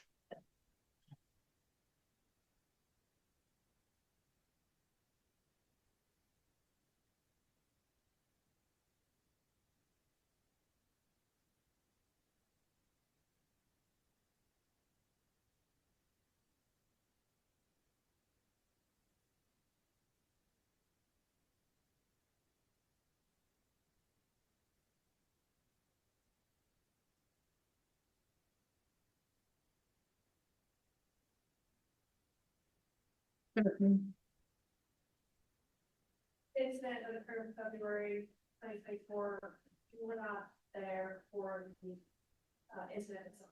No, You did not see what happened. correct, You didn't see what Caitlyn was doing, right? correct, You didn't see what a child was doing, right? correct, You didn't see what the defendant Dustin was doing. correct, You didn't hear what Caitlyn said, right? correct, You didn't hear what Dustin said, correct? yes, You don't have any idea what actually happened that night. correct. No more questions.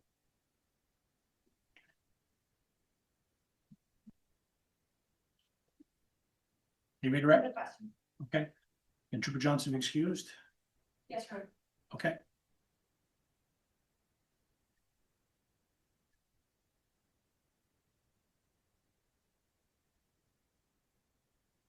And please.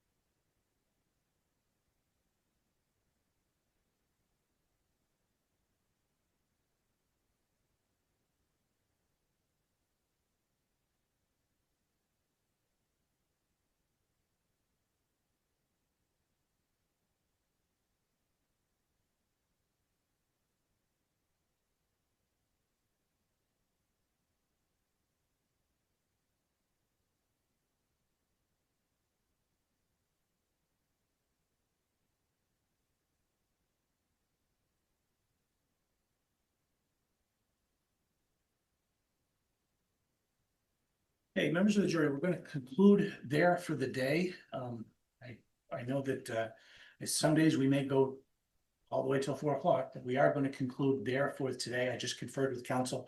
We'll be ready to start at 9 o'clock tomorrow morning. As I've said all along, please do not discuss any aspect of the case or the evidence with your fellow jurors, including if you see any jurors discussing the case. I would ask that you please report that to a court security officer or bailiff. I want to state that I recognize that some of the photos may be difficult to look at. I encourage you, regardless of that, again, do not discuss any aspect of the evidence or any part of the case with any of the fellow jurors during any of the breaks or even during the process of the trial itself. Again, as I've said, there is some media coverage with respect to this matter. I encourage you to I instruct you to not only avoid such media coverage, but to try to do everything you can to avoid even inadvertent exposure to that. And again, please conduct no research whatsoever yourself about any matter that you hear about in this case, or any of the witnesses or any of the evidence. Please conduct no research whatsoever. And again, I'm sure you will follow my instructions to make sure that this is a fair and a trial that consists with the law on such matters. Okay, so we'll start at 9 o'clock. That's it for the day. Thank you very much. By the way, that wasn't an air exchange. I do think that was some much needed rain that we heard on the rooftop. So anyway, thank you for your patience. Thank you for your service. We'll reconvene at 9 o'clock tomorrow. All rise for the jury. All right.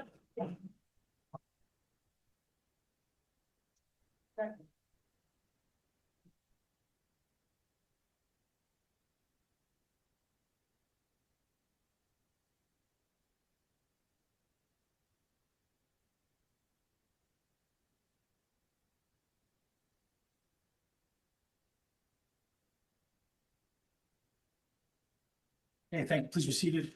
And council, about 10-minute break and we can reconvene to discuss some matters. Is that okay? Okay, all right. Court will be in recess.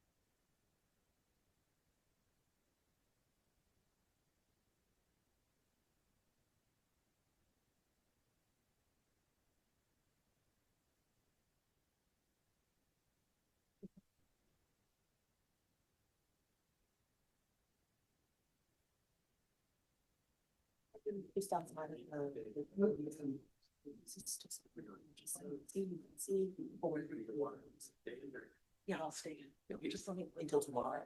Yeah, okay. Is our stuff okay? I know, I'm staying. All right, cool. Thank you. And I'll be very interested in this.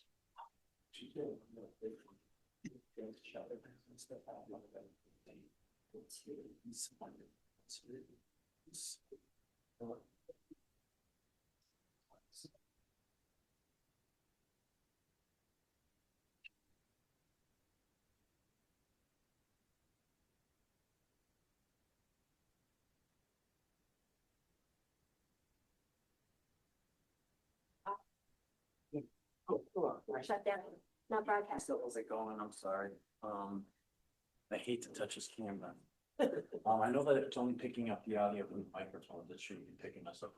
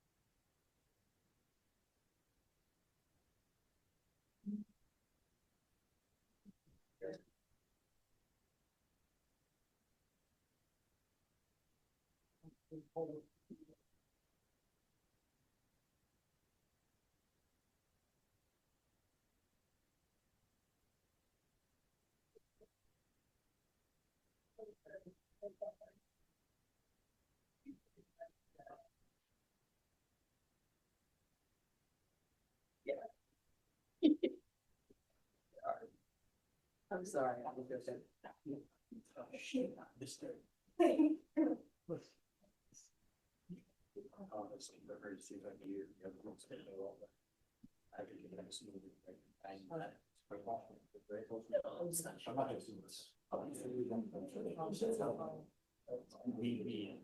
I'll see what times.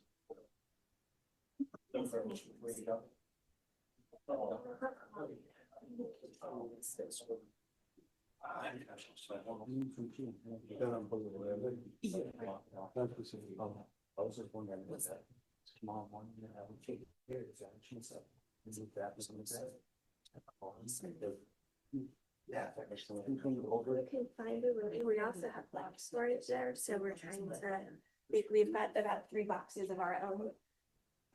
But if you can find it. I went over there earlier to check the bill stuff. We're back. So it's possible. It's possible. I've been in this situation before. You found it nice because you're not well, you know. Like your laptop. Sure, you are in Michigan. Yeah, we need to borrow you. Yes. You're asking me questions. But you can, I mean, I don't know, you tell me.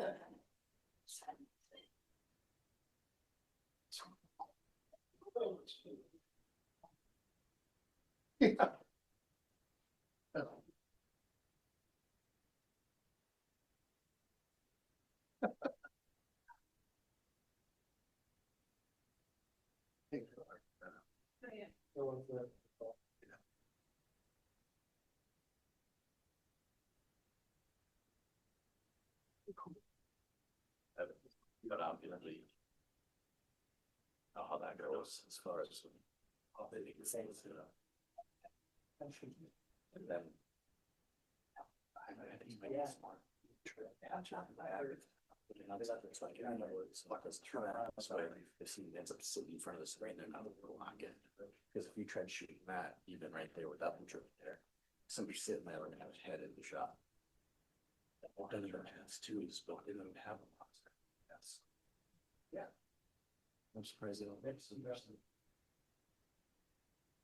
One on the bench out there. Probably could have gone to that one or some of that stuff, but That tough, it's like. she was like. Yes, when they have it.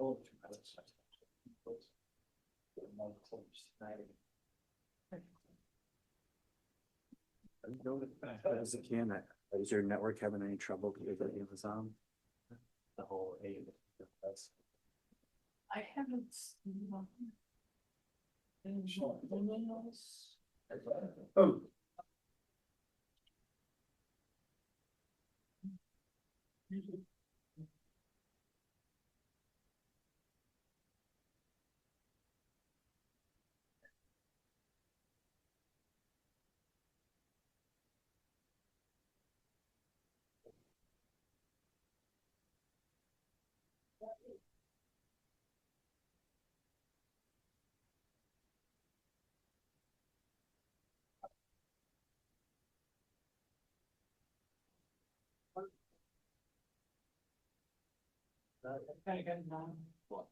Oh, wow.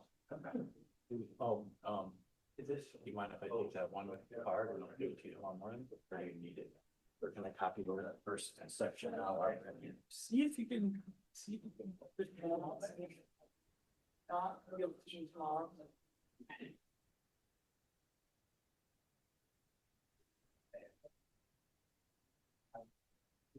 No, really been fun with this, appreciate it. Thank you. Some of the notes, they went through the bad skills, but this is inspired.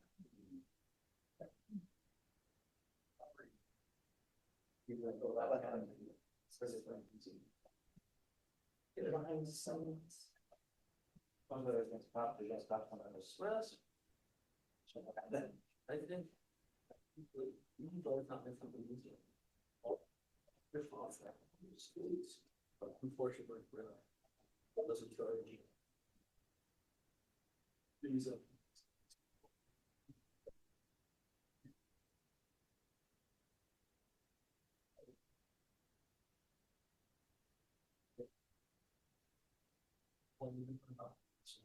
Yeah.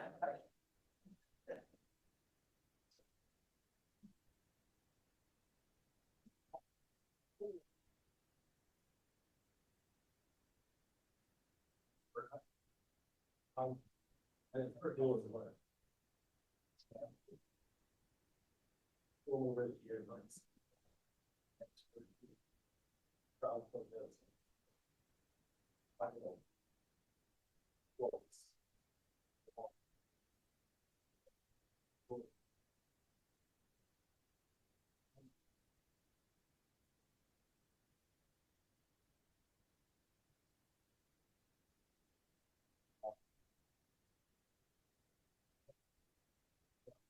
Even that, $5.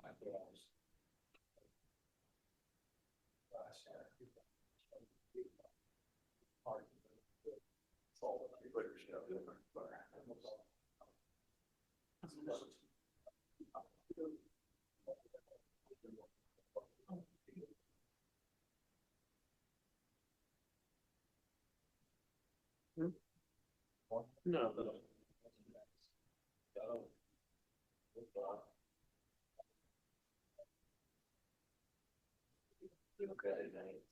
Will you? I'll leave it. No shame.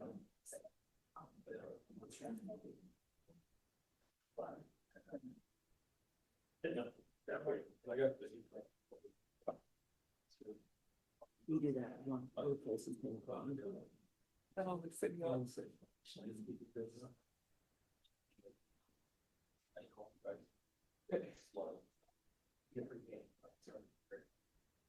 Just like me, that's me.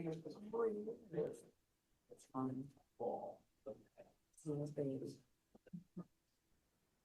So, what's the rest for all? I put pretty good stuff. What is something that appointments? Well done.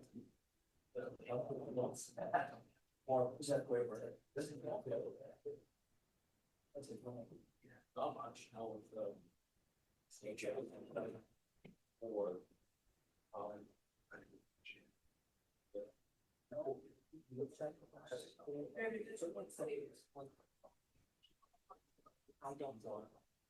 I think it was not a clue that was in the system. They might go. They don't know.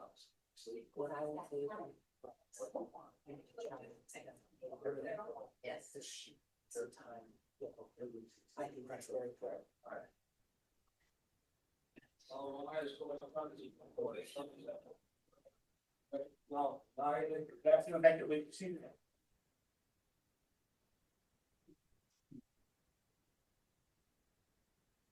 Okay. Back on the record. 214-2024 CR 28. Just a few housekeeping matters. State's filed a motion to reconsider. Can I expect an objection from defense? Judge, we're prepared to argue it now. It doesn't state any issues of fact or law that the court overlooked. It simply reiterates and reinterprets the transcript differently from how the court interprets it. I don't think that's a basis for the court to reconsider its decision.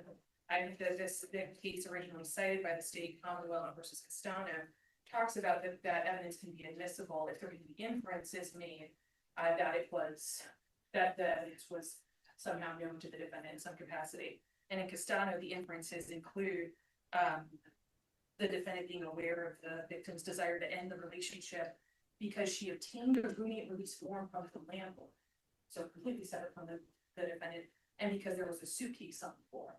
And here, as the court's noted, there's numerous references to Mr. Duren asking, what is the plan? What is the plan? What's going on? to Ms. Naffziger telling him some portion of the plan, I'm going to take the kids, take them back to Minnesota without your permission. And so I think that there is far more than enough evidence for this, the court to find that it's admissible for that purpose, and the court has made that finding. The state is not said anything new. It simply incorporates the evidence differently. A different interpretation of the evidence is not grounds to consider. I think, as the court referenced earlier during the objection during opening, the other purpose for which this is admissible is 8033 as Ms. Naffziger's plan.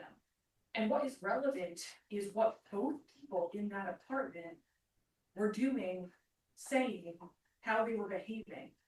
That is relevant to whether or not Mr. Duren reasonably believed that under the circumstances outlined in the Defense of Others statute was present. And so under both of those bases, the evidence is admissible. The court's ruling should stand. I'll also note that I think it would be very unfairly prejudicial to the defense were the court to reconsider its motion now, or its order now after we've already delivered an opening in reliance on the court's ruling. The state had the opportunity to ask to speak to the court before the jury was called, and they did not do that. So I think all is favorable, required that the evidence be admissible. It's admissible under two separate theories. The state has not produced any areas of fact or law that the court's misapprehended. It's interpreting evidence differently, and ultimately it'll be up to the jury to decide how to interpret the evidence. So the court should deny the state's pleasure to reconsider. Okay, thank you. Your Honor, we're asking the court obviously to reconsider the court's ruling. We do believe that the court respectfully has misapprehended an issue of fact in the sense that it has misinterpreted the relevant portions of the transcript. The court referenced in its order pages 50 to 57, and what the state attempted to do in its pleading was to go through those pages as closely as possible. And I submit that if the court does that again, the court will see that although there are several references to a plan or planning or questions along the lines of what's the plan, all of those in context very clearly refer to the defendant questioning Ms. Naffziger about when she was going to leave. What's the plan? When are you leaving? When is Brenda going to pick you up? This is not what we planned for. Those are the types of statements that he is making, and that is the context of any references to a plan. It is certainly true that according to the defendant and statements that he made, he told police he learned from Caytlyn that night that she said something along the lines of, I'm going to call the police and have the kids taken away from me. We are not disputing that, but that is a completely separate plan, so to speak, than the plan involving the two witnesses that are the subject of this motion.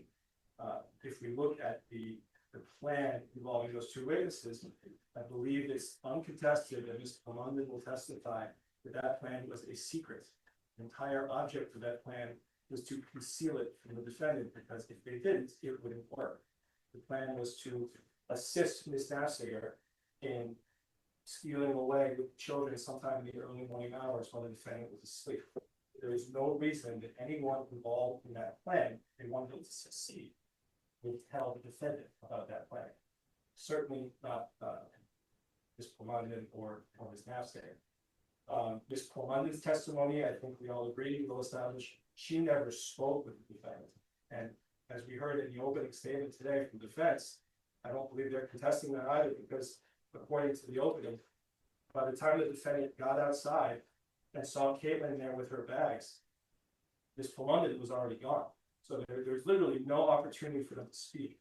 In the defendant's statement, he said he didn't have Brenda's number. He wanted to call her to facilitate Caytlyn leaving, but he could not because he didn't have the contact information. So I think we can all agree there was no means of communication. The evidence would show that there was no communication between Ms. London and Ms. Spurgeon and the defendant. So the plan did not get communicated to him that way. It seems that the theory the defense is operating under is that to make this defense relevant, the defendant had some inkling. He knew that there was a plan. They were going to claim that he said, or he thought, well, I don't know the specifics, but something is up. And that is not relevant for justification defense. The defendant, if he is going to successfully pursue that and successfully argue it, at least to the level of obtaining a jury instruction by the sub modicum standard, has to present some evidence that he reasonably believed that a kidnapping was taking place or about to take place. Okay, Ms. Naffziger was conducting a kidnapping or about to. The knowledge that there is a kidnapping implied is inherent there and it's necessary.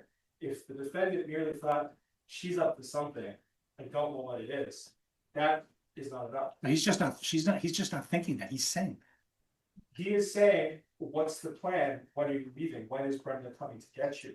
I don't believe there's any indication in the transcript or anywhere else that he's saying, are you doing something? What's your plan with Brenda? I think that is a completely different context that's just not present. So that kidnapping has to be there. He has to know specifically that there is a plan to kidnap these people. And all the references to some suspicion or some plan, there is no reference to Ms. Plumondon, and that kind of gets to the crux of it. The plan involves her. She's a key part of the plan. She's going to come up to Berlin and aid Ms. Naffziger. She is the only lifeline, the only transportation. He doesn't mention her at all. And in fact, in his statement, he says, I was trying to call her. I wanted to call her, but I couldn't.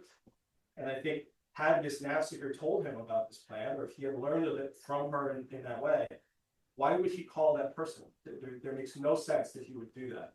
So I think, you know, the crux of our motion is that a reading of that transcript of all the evidence and taking into account everything that we know, we expect to be evidence here in the trial will establish that the defendant did not know about that plan, and therefore it cannot be relevant for his state of mind. I know counsel is arguing that it is relevant for Ms. Naffziger's state of mind. We've covered that, so I won't belabor the point, but when we were talking about justification defense, we were talking about what the defendant knew and what was in his head. And does it explain or justify what he did? If he didn't know about the plan, then logically, that he cannot have acted because of the plan. He cannot have killed Caytlyn because he thought she was going to kidnap his children as part of the plan with Ms. Plumondon. He may have certainly done so, and I think the evidence would support an inference or a conclusion that Mr. Duren killed Ms. Naffziger because she thought she was going to take the children away because that's what she told him. But that was by calling the police and taking a very different route. That is overt. That is, through some sort of legal process where she's saying, I'm going to call the police, have you arrested, say something that will result in children being taken away. That is a completely different track. That does not put into his head anything about Ms. Plumondon, or certainly anything that would should enable him to now argue, oh, like I killed her because I thought she was going to kidnap my kids, specifically through this plan with taking kids away early in the morning.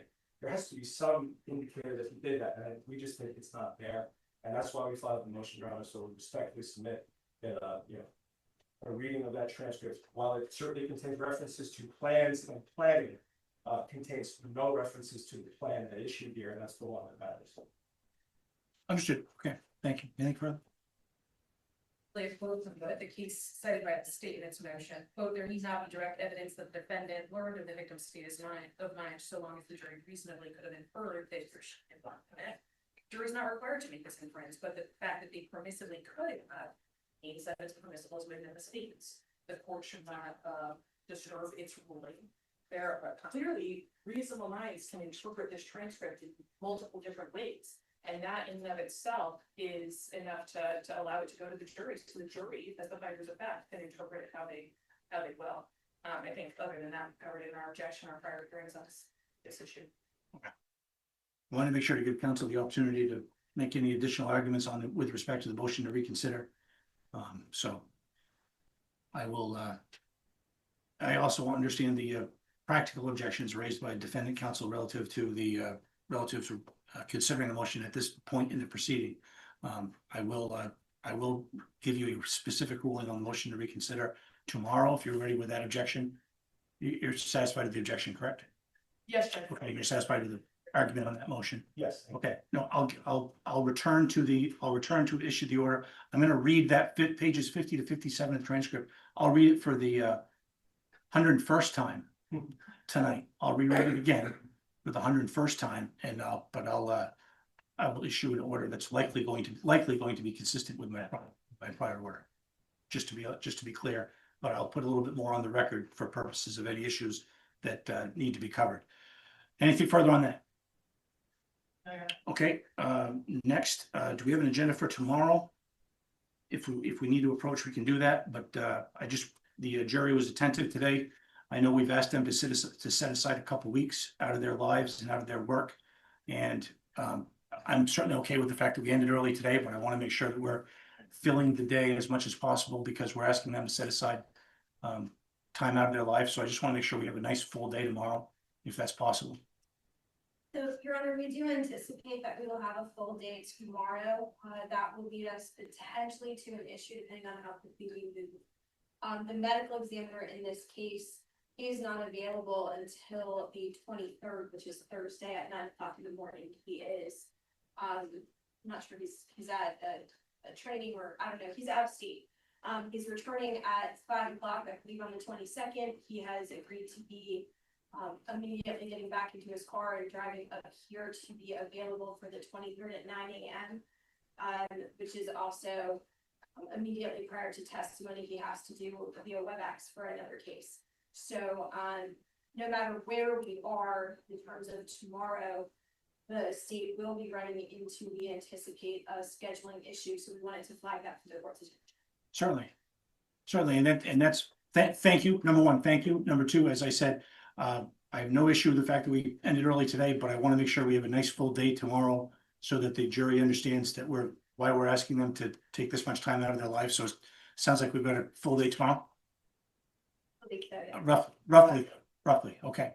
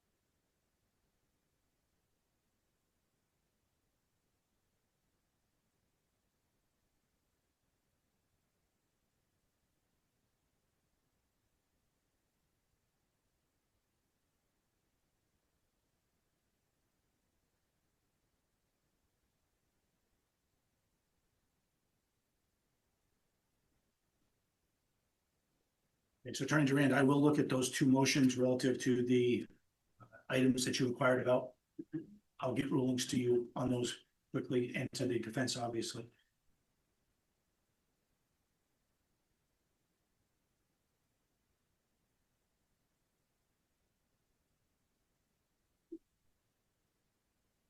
And Attorney Kettles, with respect to you, with respect to the motion you filed about the status of Mr. Duren, is that being worked on? As far as we know, Your Honor, it should be settled, that we'll report back tomorrow morning, that's not. Okay, all right, very good. Okay, so look forward to a full day tomorrow. Anything further, counsel, from the state? Yeah, Your Honor. Okay, Attorney Kettles or Kenny? Okay, all right, thank you. Matter concluded. See you tomorrow.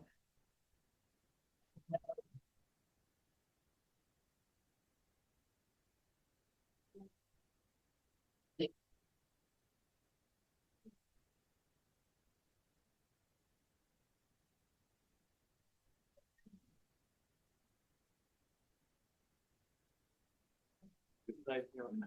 too.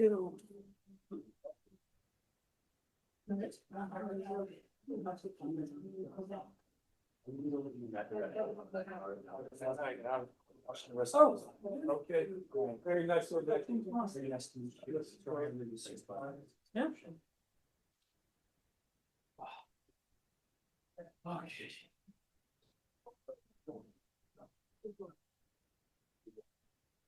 You're good. Thanks, nice to meet you.